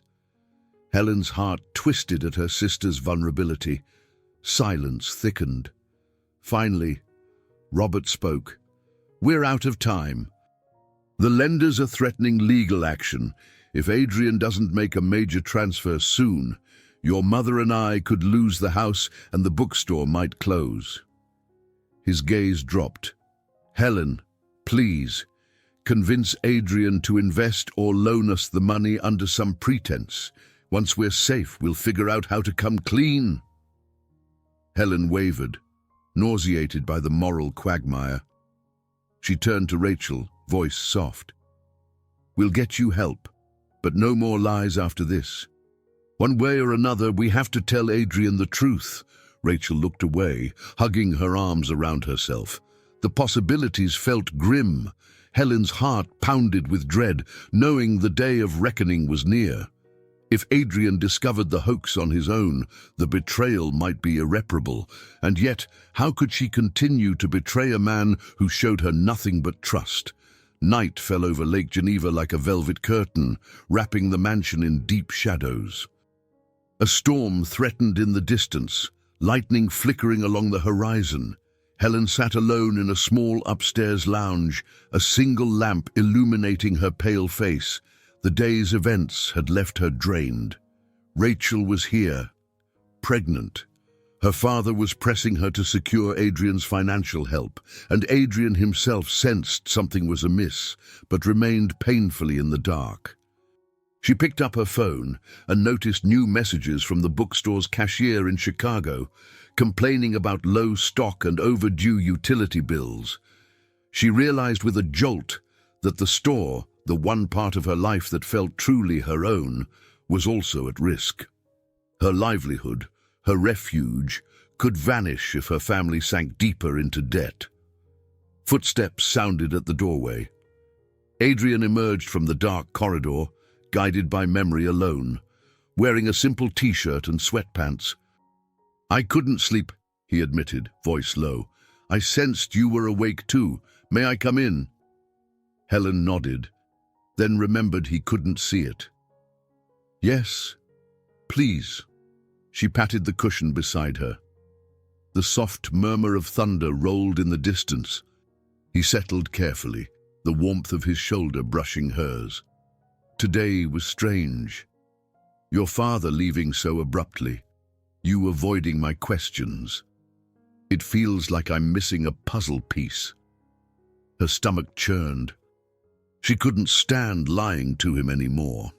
Adrian, she began softly, turning to face him, there's something I need to tell you, something important. His brow furrowed, his hand instinctively reaching for hers. Is it about your family's finances? You said once there were issues. I'm not blind to that. Bittersweet irony twisted inside her. He was indeed not blind to all things, only to her identity. She inhaled shakily. It's bigger than that, Before she could continue, a phone buzzed from the hall. Adrian sighed. I should ignore it, but Charlotte said she'd call if anything urgent came up with the foundation. Reluctantly, he stood and followed the faint light in the hallway to retrieve his phone. Helen clenched her fists. The moment to confess was slipping away. Again. She stared out the window at the storm building over the lake, thinking about how it mirrored her internal turmoil. She could almost see her reflection in the glass, the stolen ring glinting on her finger, mocking her with every flash of lightning. When Adrian returned, he wore a troubled expression. There's an important meeting tomorrow morning in Chicago about the Foundation's new initiative. Charlotte wants me there first thing. I'm sorry. Helen mustered a nod. It's all right. He paused, sensing her distress. Come with me, he said gently. Whatever you're dealing with, I'd rather face it together. Emotions roiled in Helen's chest. She thought about her father's pleas, Rachel's dire circumstances, and her own conscience. The lie could no longer stand. Adrian, I need... The words tangled in her throat. I need to tell you who I really am. He lifted her hand to his lips, placing a soft kiss on her knuckles. Tomorrow, he murmured, sounding suddenly weary. Let's head into Chicago and deal with the foundation business, then come back and talk. I promise I'll give you my full attention. A clap of thunder rattled the window panes, making her jump. She managed a weak smile, though tears pricked at the corners of her eyes. The thought of tomorrow brought equal parts dread and relief.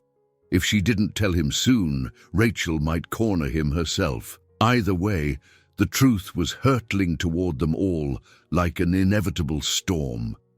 Adrian drew her into a gentle embrace, pressing his cheek against her hair. I'm here for you, he whispered. I've never been more certain. Her heart ached at the tenderness in his voice. She closed her eyes, letting a single tear slip free. I'm here too, she whispered back, as if she could will her words into honesty. If only he knew how fleeting this comfort might be. Lightning flashed again, illuminating the entire room for a split second. In that flash, Helen glimpsed her own reflection in the window, eyes brimming with tears, rings shining, carrying secrets poised to shatter the fragile bonds she'd come to cherish. Tomorrow, it would all unravel. And she feared, more than anything, that Adrian's gentle acceptance would be lost forever. Morning light filtered through the windows of Adrian's Chicago penthouse suite, the urban skyline stretching beyond the glass. Helen stood by the living room window, her stomach in knots. She could hear Adrian in the next room, finishing a call with Charlotte about the Foundation's meeting scheduled in an hour. Last night, she'd nearly confessed everything, only to be interrupted by a phone call. Now, the weight of her secret felt unbearable. Helen curled her fingers around the windowsill, her reflection stark against the city backdrop. Today had to be the day. She could no longer live in this agonizing half-light. She recalled the stormy night at Lake Geneva, how she'd promised to reveal the truth.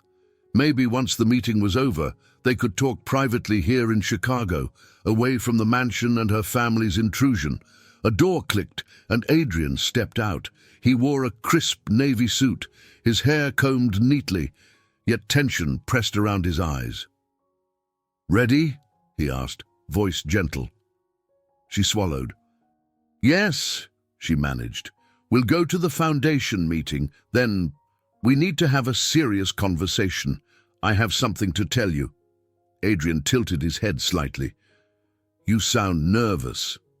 She couldn't deny it. "I am," she whispered, "but it can't wait any longer."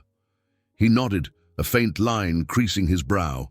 Taking her hand, he guided her to the private elevator, the hush of the luxurious corridor amplifying her racing pulse.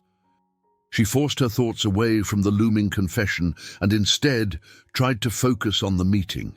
Maybe discussing philanthropic initiatives would give her a final surge of courage. Downstairs, Daniel stood by the building's entrance. ready to drive them.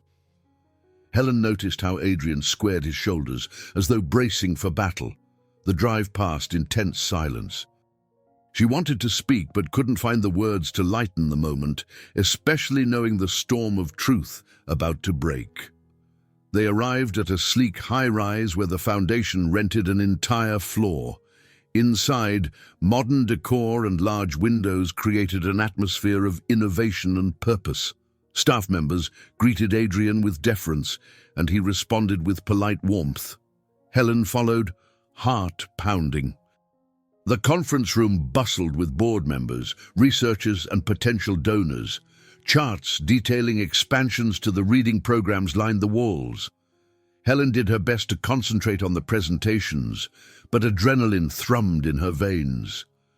She glanced at Adrian. He was composed, asking precise questions.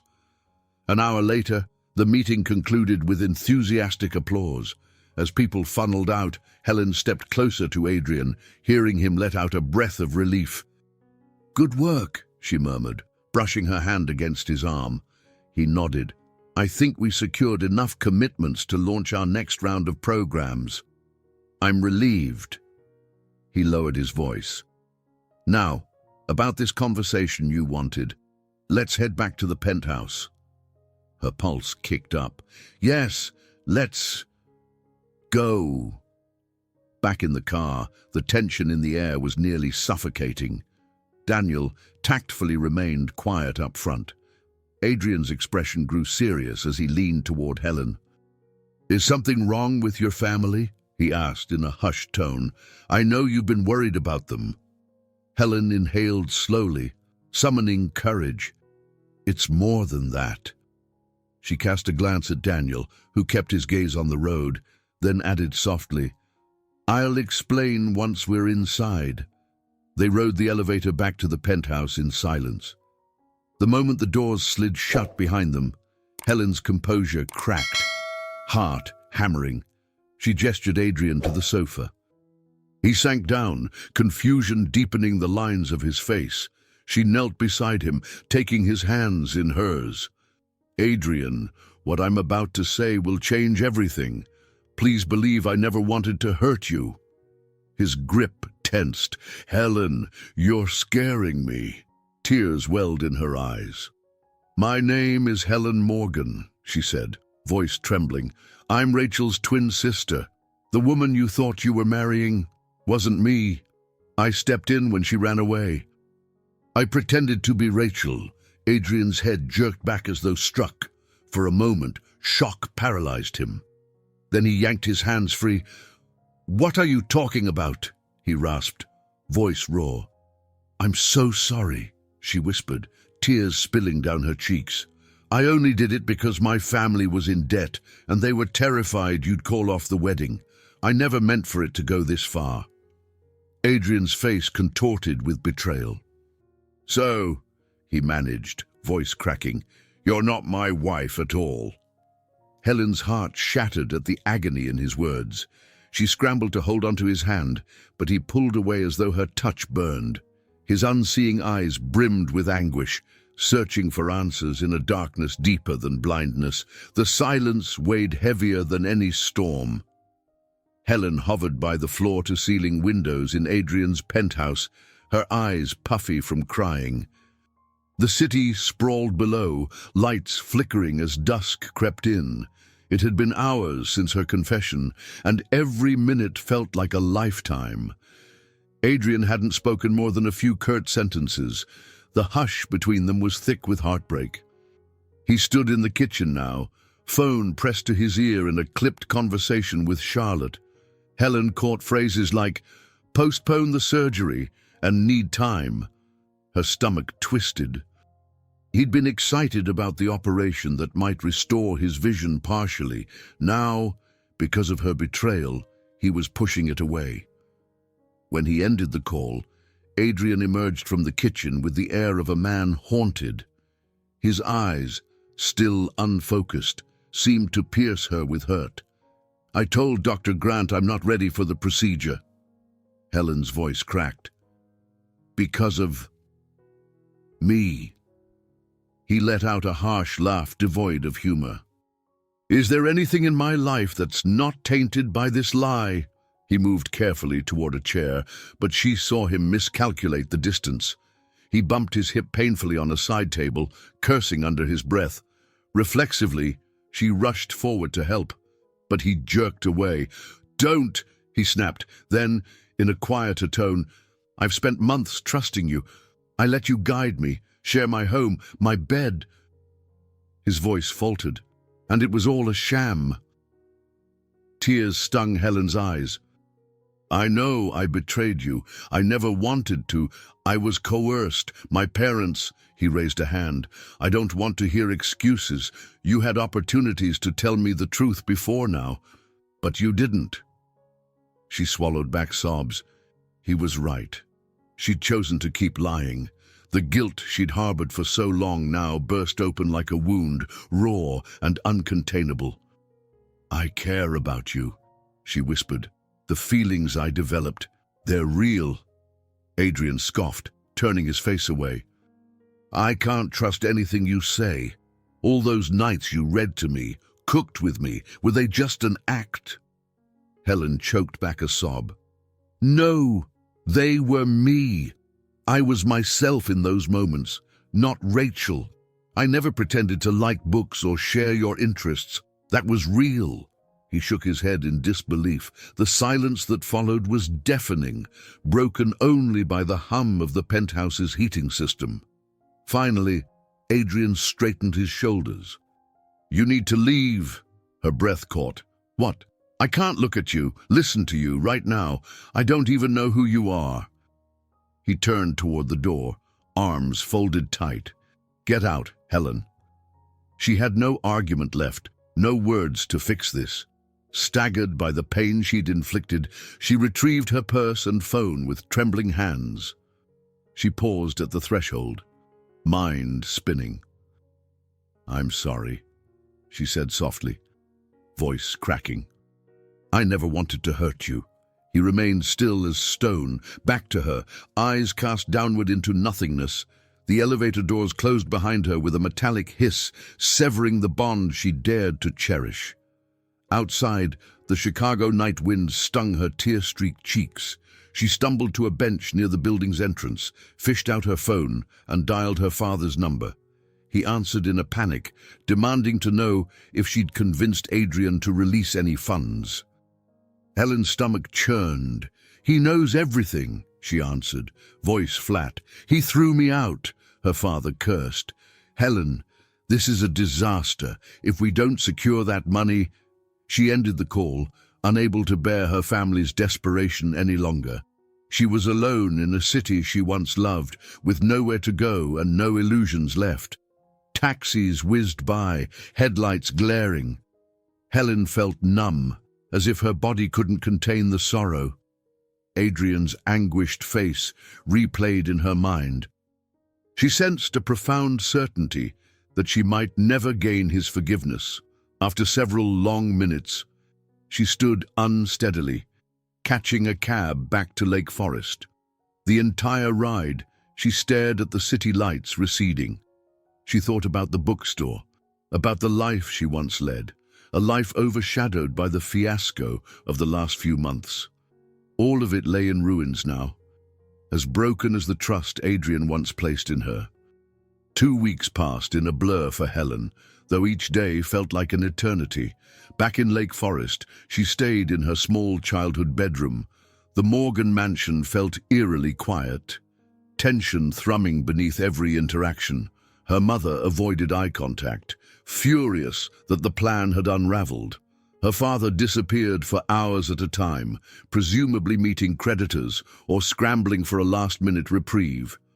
Helen retreated to the bookstore, pages and memories, trying to salvage the only anchor she had left. She reorganized shelves and set up a small display of newly arrived titles, but her heart wasn't in it. Worried staff members noticed her hollow eyes and forced smiles. They knew better than to ask. One crisp afternoon, as she counted the till, the bell above the door jangled. Helen looked up, anxiety jumping to her throat ever since her confession. She feared seeing Adrian or one of his representatives appear. Instead, she found Charlotte Winters stepping inside. Charlotte wore a tailored grey coat over a simple blouse and trousers, her sharp gaze sweeping the bookstore.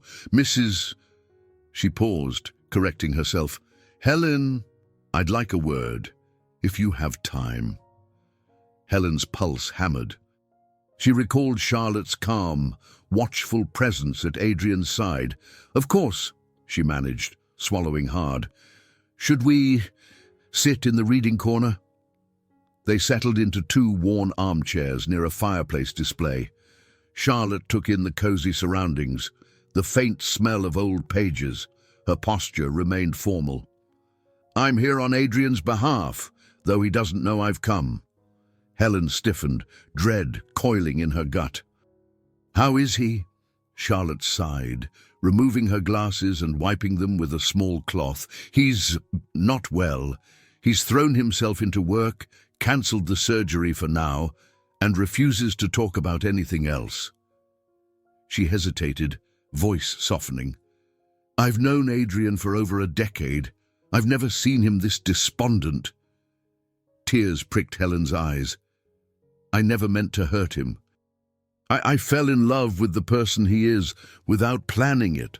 Charlotte studied her face, as though parsing sincerity. Finally, she spoke. "Adrian's mother passed away when he was a teenager, and his father was rarely in the picture. He learned early not to trust easily. When Rachel came into his life, he believed he'd found acceptance despite his blindness." Her voice turned brittle. "Now he feels utterly betrayed." Helen covered her mouth, her remorse choking her.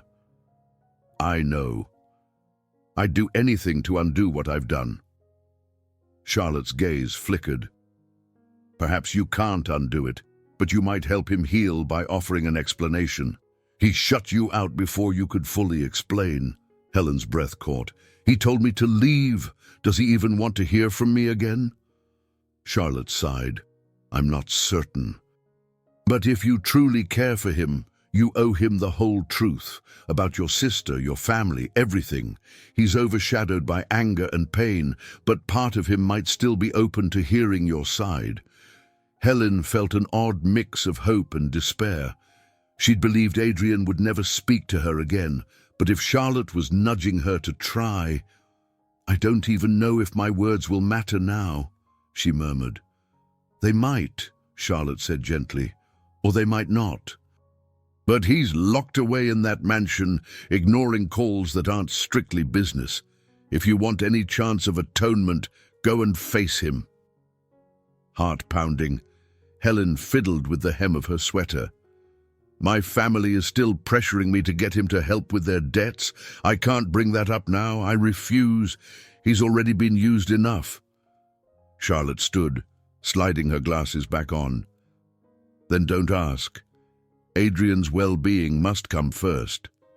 If he decides to help your family later, that's his choice, but you have to let go of that burden. You'll find no path forward if you keep tangling his finances with your heartbreak." Helen rose as well, tears glistening. "Thank you for telling me all this. I might try to see him, but I don't want to force my presence on him if it only causes more pain." Charlotte placed a reassuring hand on Helen's shoulder. "Adrian is strong, but even strong men can shatter under enough heartbreak. If you love him, go carefully, but go." With that, she walked out, leaving the door chime echoing in her wake. Helen sank back into the armchair, heart pounding. She thought of Adrian alone in that grand mansion, cancelling the surgery that once filled him with hope, wandering the hallways in darkness deeper than before. She glanced around her beloved bookstore, her sanctuary, and realized it no longer felt like enough. If there was a chance to help Adrian heal, she had to try, even if it meant facing his anger all over again, even if it meant failing. She owed him that much, at least. Helen parked her car on a side street near Northwestern Memorial Hospital in Chicago, her heart thudding so loudly she could hardly think. It was early morning, the sky painted in soft oranges and pinks. Despite his recent decision to postpone, Adrian had apparently rescheduled his surgery for today, thanks to Dr. Grant's persuasion. She learned this through a fleeting text from Charlotte. He changed his mind, arrives at 6 a.m. Helen slipped through the hospital's automatic doors, the crisp scent of disinfectant mingling with her panic. People bustled in scrubs and white coats, but no one stopped her. She found her way to the ophthalmology wing on the 3rd floor, where a handful of weary-looking patients waited in plastic chairs. Her gaze darted around, and there he was, seated in a corner with Charlotte by his side, speaking quietly with Dr. Maxwell Grant. Adrian wore a simple button-down shirt and dark slacks, his posture resigned. Tension etched his features. Even from across the room, Helen sensed the swirl of emotions contained within him. When Charlotte noticed Helen, she offered a small nod but made no move to intervene. Helen's legs felt leaden as she approached them. She cleared her throat softly. "Adrian?" He stiffened. Slowly, he turned his head toward her voice, eyes still unfocused. For an agonizing moment, no one spoke. Then Dr. Grant offered a gentle, "I'll give you two a moment," before stepping away with Charlotte. Helen stood before Adrian, her heart in her throat. She saw the hurt scarring his features, a wariness that cut deeper than she'd ever witnessed. "How did you know I was here?" he asked, voice guarded. "I heard from Charlotte you changed your mind about the surgery," she murmured. "I wanted to see how you're doing." He let out a dry laugh. "How do you think I'm doing? I'm here for a last-chance operation to regain partial vision after discovering my wife was an imposter." "Not exactly a story that inspires confidence." Helen's throat tightened. "I'm so sorry. Words aren't enough. I know. But I came because you shouldn't go through this alone." He pressed his lips together. "I'm not alone," he said, voice clipped. "Charlotte's here. Dr. Grant is here. I'll manage." She swallowed hard. "Adrian, I know you have no reason to believe me, but you matter to me. You have from the start, even before I was honest about my identity. You can send me away, but I'll still be here in the waiting room, praying for the surgery's success." Adrian's breath caught, anger flashing in his pale eyes. "Stop acting like you care," he said, though his voice trembled. "You fooled me once. Isn't that enough?" Tears blurred her vision. "I only fooled you about my name, about being Rachel. But every shared moment, the reading, our conversations, that was me. Helen, I never lied about how I felt."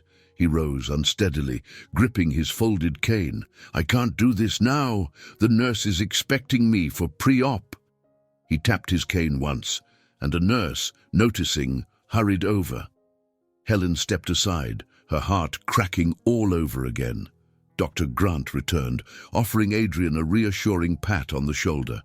Without another glance, Adrian allowed the nurse to guide him down the hallway to the prep area. Charlotte approached Helen, her expression torn.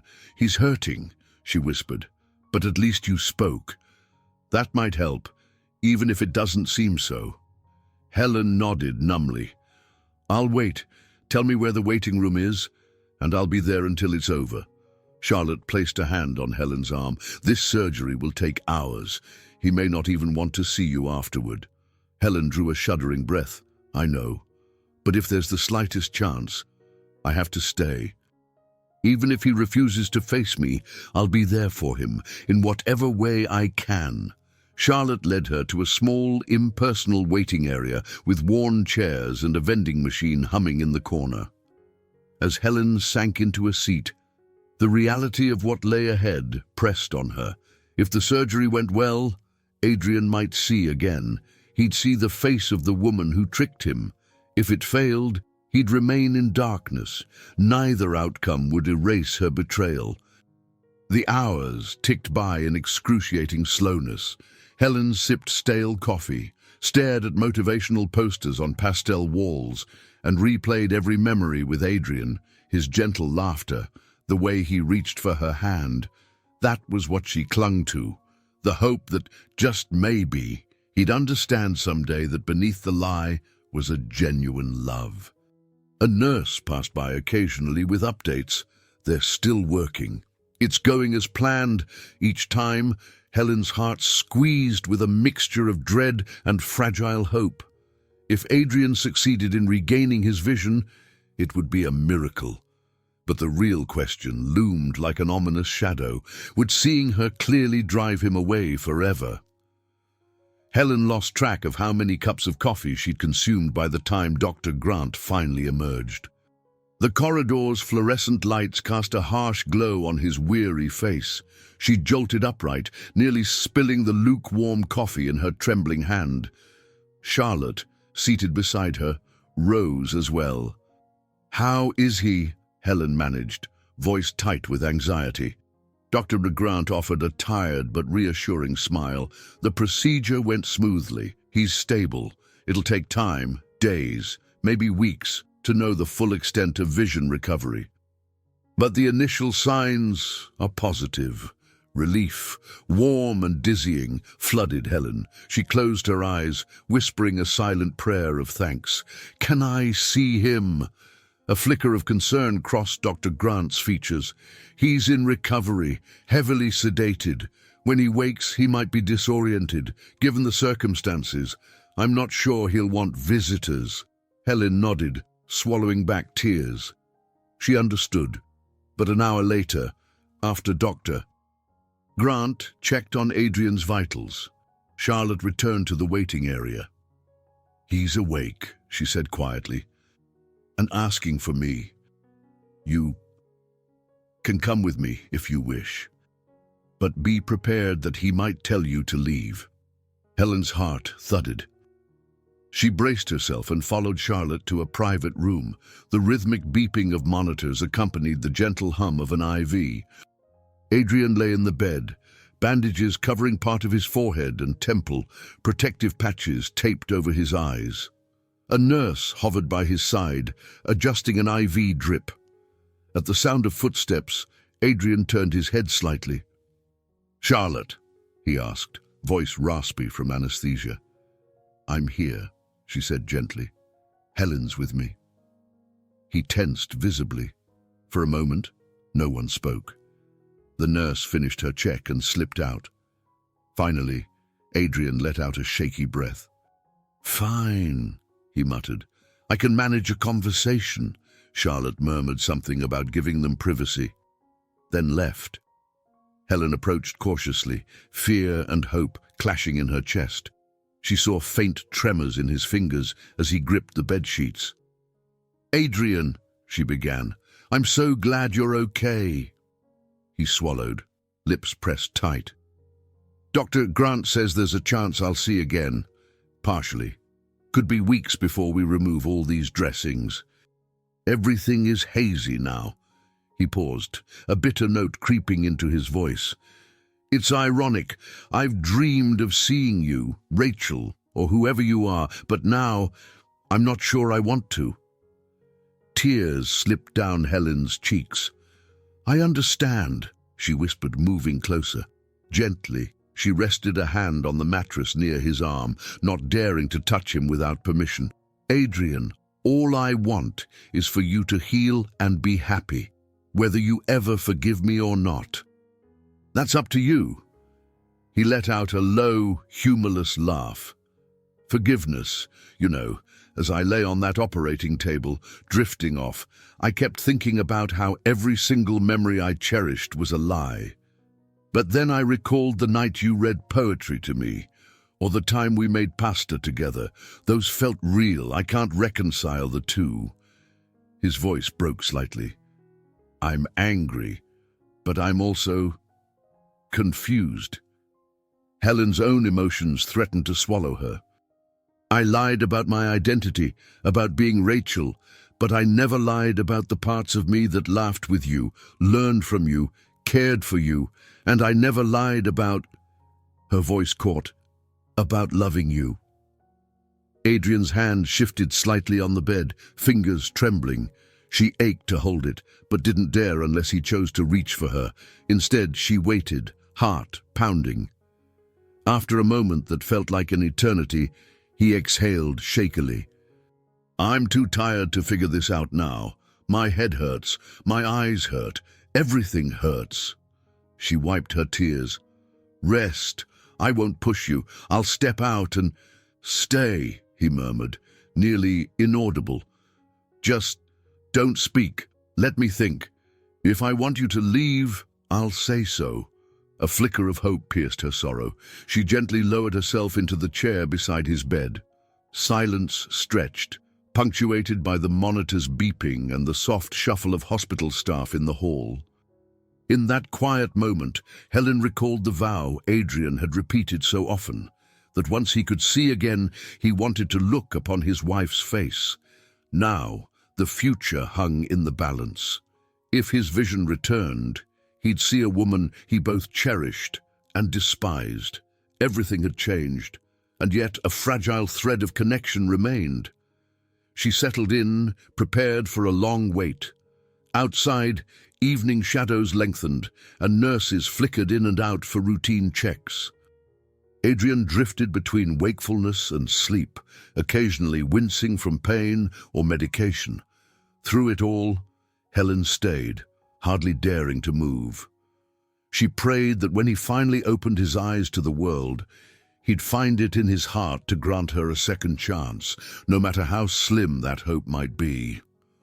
Helen sat on the edge of the guest bed in her parents' Lake Forest mansion, hands clasped so tightly her knuckles turned white.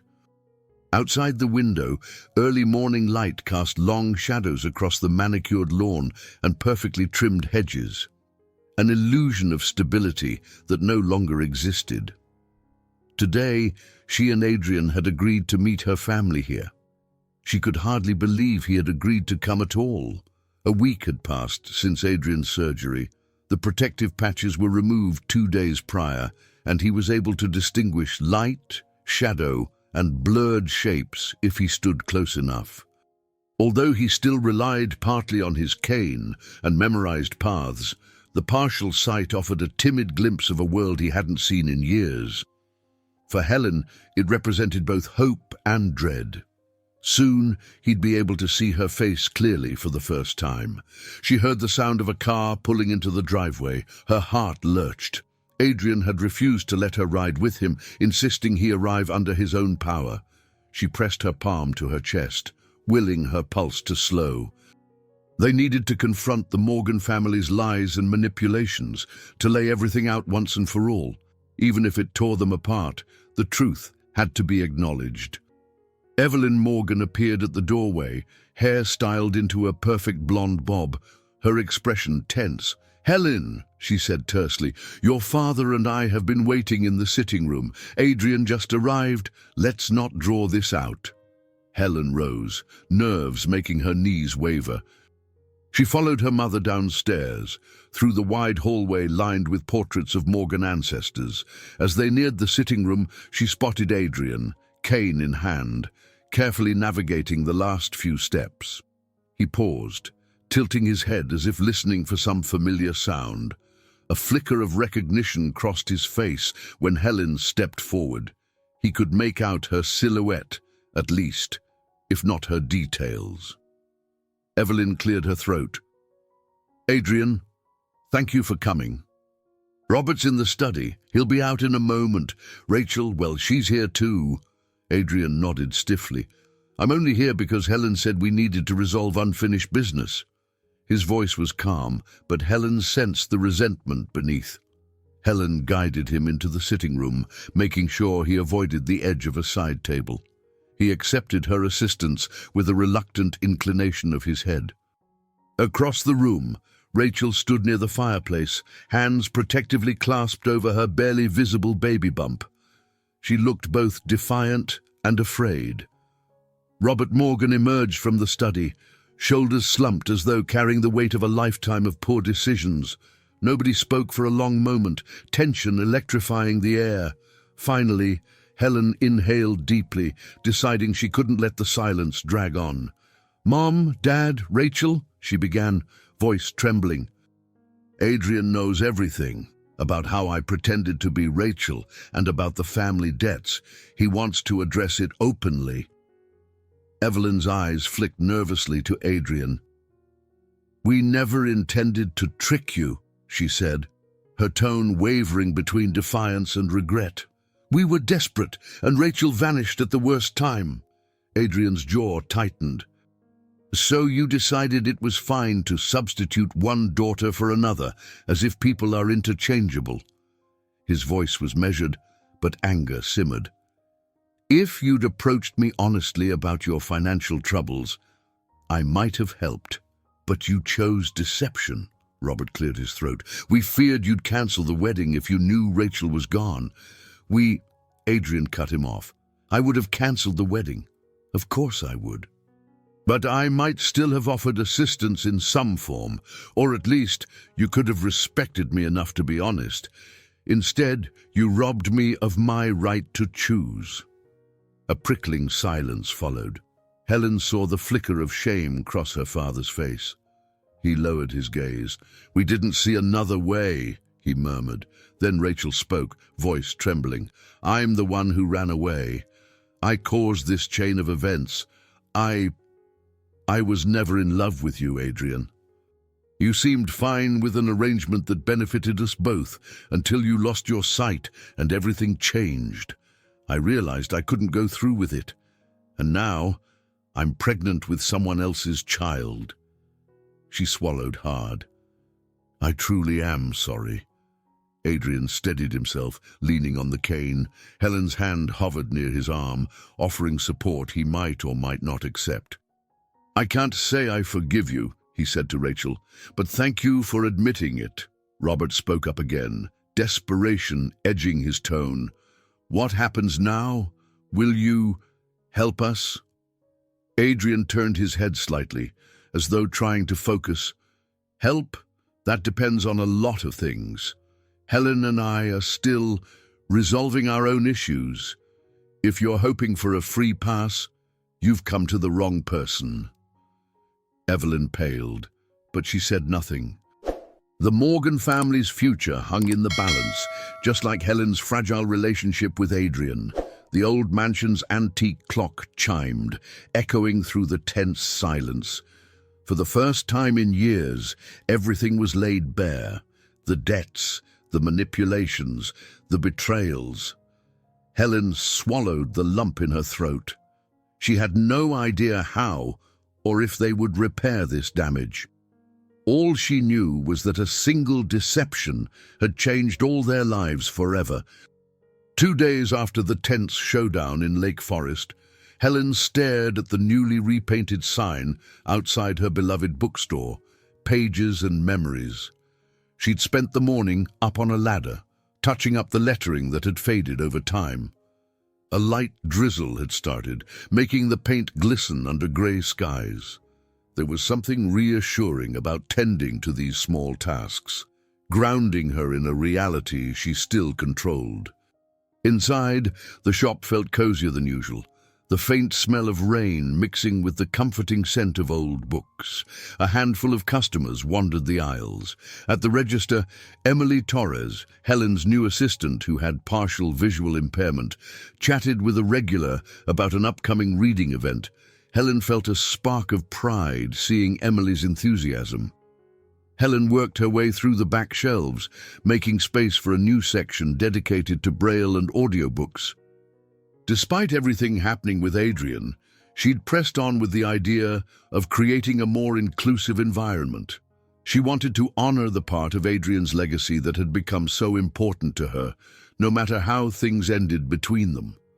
A jingle at the door made her glance up. Adrian stood in the entryway, cane in hand, eyes still adjusting to the partial vision from his recent surgery. Helen's breath caught. She hadn't expected him. The tension she'd felt since the confrontation with her family flared in her chest. She squared her shoulders and approached cautiously. He offered a faint smile, still guarded, as though trying to decipher her silhouette.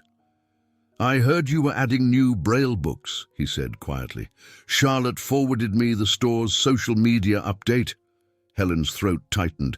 "Yes, I wanted to stock them for our visually impaired community.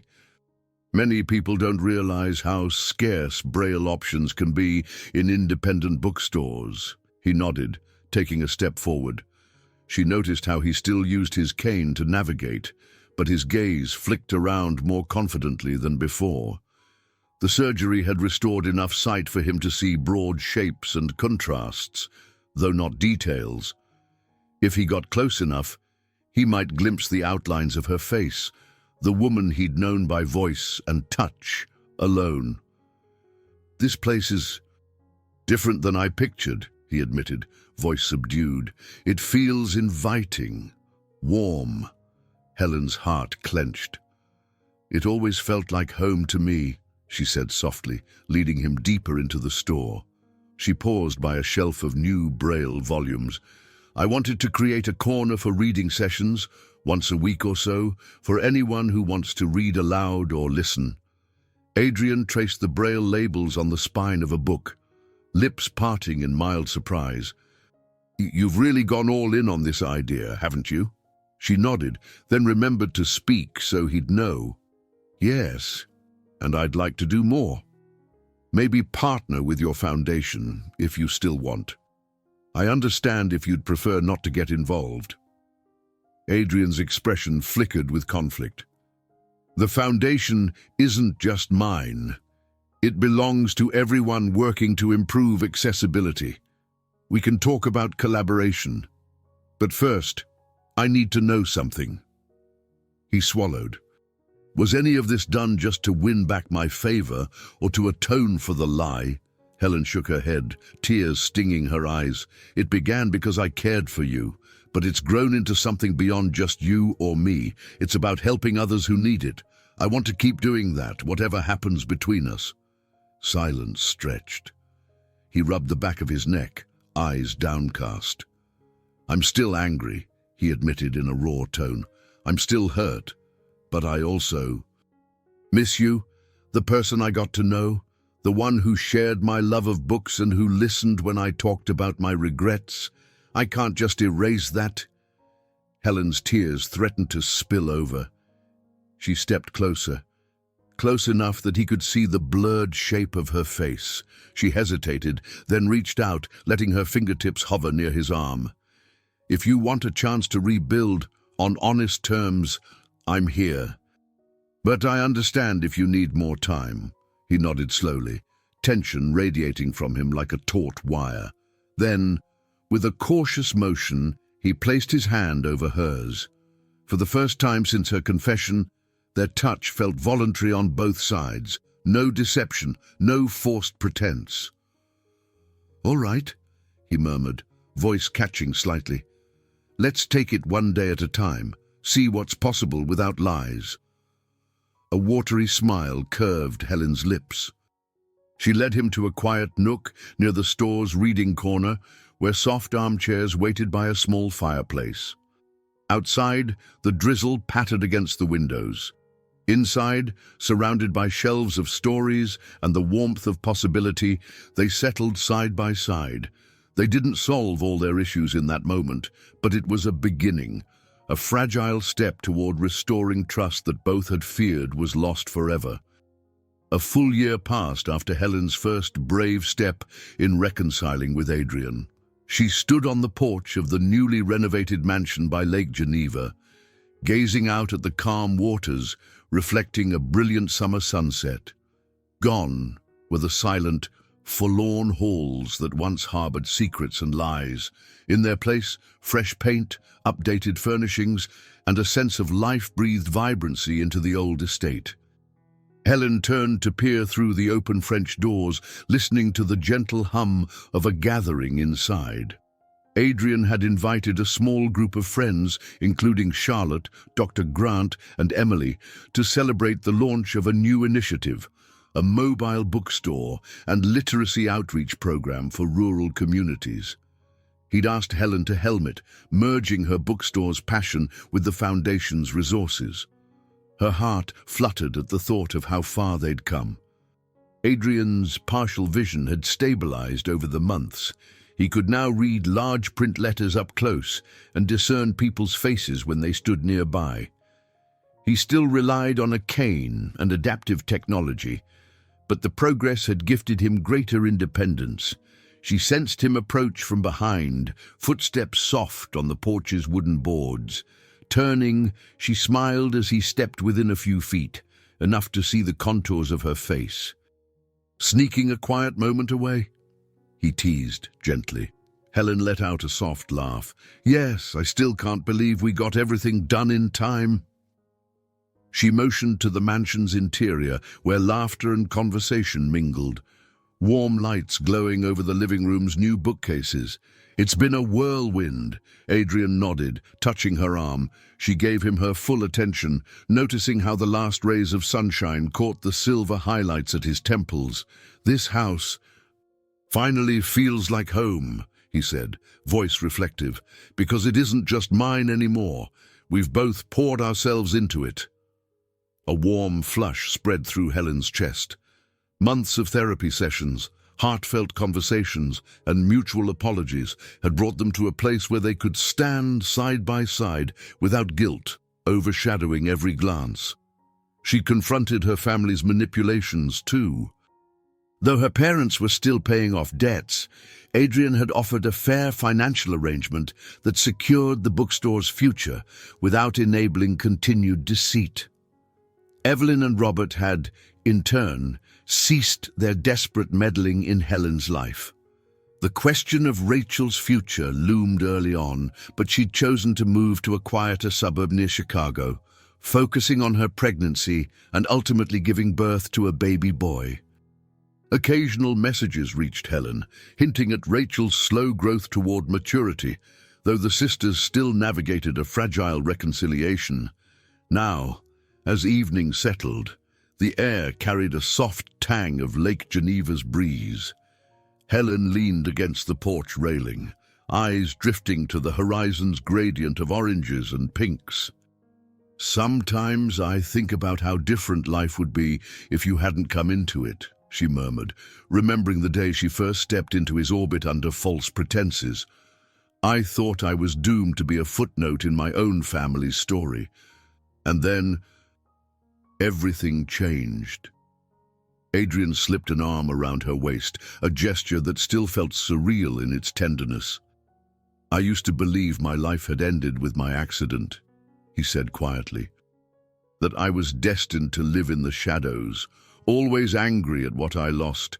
Even after meeting Rachel, I felt uncertain. But you, Helen, helped me see more clearly than I ever had before." She blinked back tears, touched by the sincerity in his words. "You helped me find my voice. For so long, I let my family's needs and Rachel's glamour overshadow my own dreams." He brushed a light kiss against her temple, then pulled back slightly so his restored sight could settle on her face. Though blurred, she knew he could see the curve of her smile, the gentle tilt of her head. "Shall we go back in?" he suggested with a grin. "Our guests are probably wondering where the hosts went." Helen took his hand, and they stepped indoors where friends chatted amid trays of hors d'oeuvres, the cozy hum of a gathering that felt both intimate and celebratory. The library corner glowed under soft lamps, symbolizing all that they'd built: a shared love of books, a mutual commitment to accessible reading, and a life founded on truth instead of illusion. They lingered among friends who congratulated Helen on her new outreach program and teased Adrian about adjusting to half-vision in a world that seemed bigger every day. The home rang with easy laughter. In that moment, Helen realized something profound. They were no longer bound by a lie that defined their meeting. Instead, they were forging a new chapter, together on equal ground. A chapter where they each chose the other, day after day, not out of desperation or fear, but from a sense of genuine belonging and love. Late summer sunshine streamed through the tall windows of pages and memories, casting dancing patterns of light onto the newly polished floor. Today marked the 5th anniversary of the store's expansion into Braille and audiobooks, and the official rebranding to Visions and Pages. The sign outside bore the updated name in both print and Braille, a testament to how far Helen and Adrian had come. Helen finished straightening a small display of commemorative bookmarks showcasing raised lettering for the visually impaired. Her gaze drifted to the cozy reading corner, remembering how uncertain she'd felt the first time she'd set it up. Now, it was a lively, welcoming space where readers of all abilities gathered. Across the store, Adrian stood chatting with a group of enthusiastic teens who had come for the day's workshops. He wore a casual button-down, sleeves rolled, a contented smile on his face as he answered their questions about adaptive reading technology. Though he still navigated with a cane, his partial vision was enough to make eye contact with people at close range. Each day, he seemed more at ease in this world he could partly see and fully embrace. A burst of laughter carried from the group, and Helen's heart swelled. She never tired of watching Adrian in these moments. The man who once isolated himself in a lakeside mansion, now happily mentoring young people. The store had become a shared mission, an extension of both the Foundation's outreach and Helen's lifelong love of books. Eventually, the workshop ended and the teens waved goodbye. Adrian made his way toward Helen, cane tapping lightly, but his eyes locked on her silhouette well before he reached her. He paused, close enough to see her features in the warm afternoon light. "You look radiant," he murmured. She blushed, adjusting a lock of hair behind her ear. "You can actually see me, at least a little." He grinned. "Yes. And you're as beautiful as I imagined back in the days I could only rely on my hands to learn your face." Helen's cheeks warmed further. She remembered that time vividly, how he'd touched her features gently, never suspecting she wasn't the bride he'd been promised. Now she stood before him as herself, confident in the knowledge that their bond was forged on truth. "It's been quite a journey," she said softly, her eyes flicking to the store's bustling interior. He nodded, a nostalgic glint in his gaze. "Remember when this store was just a small neighborhood bookstore? You dreamed of preserving it as your family's legacy. Now, you've turned it into a beacon for people who thought reading wasn't for them." Helen exhaled, a soft smile tugging her lips. "And you've redirected part of your fortune to research on visual impairment and expanding literacy programs. We're really doing this, together." Just then, a familiar voice piped up behind them. "Helen, the afternoon read aloud is starting soon. Should we set out extra chairs?" It was Emily, her assistant, now managing a small staff of her own. She had a bright expression, a testament to the empowerment she'd found working here. Helen nodded. "Yes, please." "Thanks, Emily." As Emily bustled off, Adrian drew Helen aside.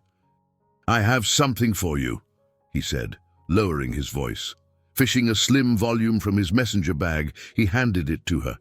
The cover bore a simple title in both print and Braille, "Seeing Twice, a Memoir."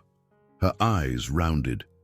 You wrote this," she breathed, running her fingertips over the raised lettering. She noticed his initials, A.R., embossed on the corner. "I did," he confirmed, a hint of nervousness coloring his smile. "It's about my journey, losing my sight, meeting you, learning to see in a new way. I dedicated it to the woman who taught me that true vision starts in the heart." A lump formed in Helen's throat. She traced the words with trembling hands. "Adrian," she whispered, her voice husky with emotion. "This means so much." He rested a gentle hand on hers. "You gave me more than just a reason to hope. You helped me rebuild my life around compassion, not pride. That's what I wanted to capture in this book. Tears blurred Helen's vision. She blinked them away, remembering the lonely, guilt-ridden woman she'd been when she first arrived at his doorstep, masquerading as Rachel. Now she stood with him as Helen Morgan, his partner in life, in love, and in their shared mission for literacy. She rose onto her tiptoes, pressing a soft kiss to his cheek. "Thank you," she whispered, "for letting me see the world twice, once through my own eyes and once through yours." A tender silence enveloped them, broken only by the distant chatter of book lovers in the aisle.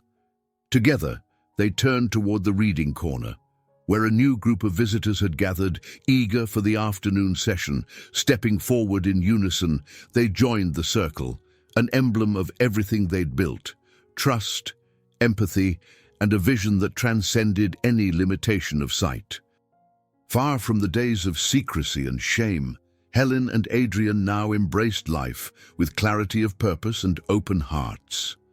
And as Helen opened the memoir to read an excerpt aloud, she caught Adrian's warm gaze on her, his partial vision shining with pride. In that moment, she saw clearly their love story, once founded on lies, had finally arrived in its truest, most brilliant form, no longer shaped by darkness, but by a shared light they had kindled together. I hope you enjoyed today's story. Subscribe to the channel so you don't miss more stories like this. Leave a like and comment below what you thought of the story. See you in the next video.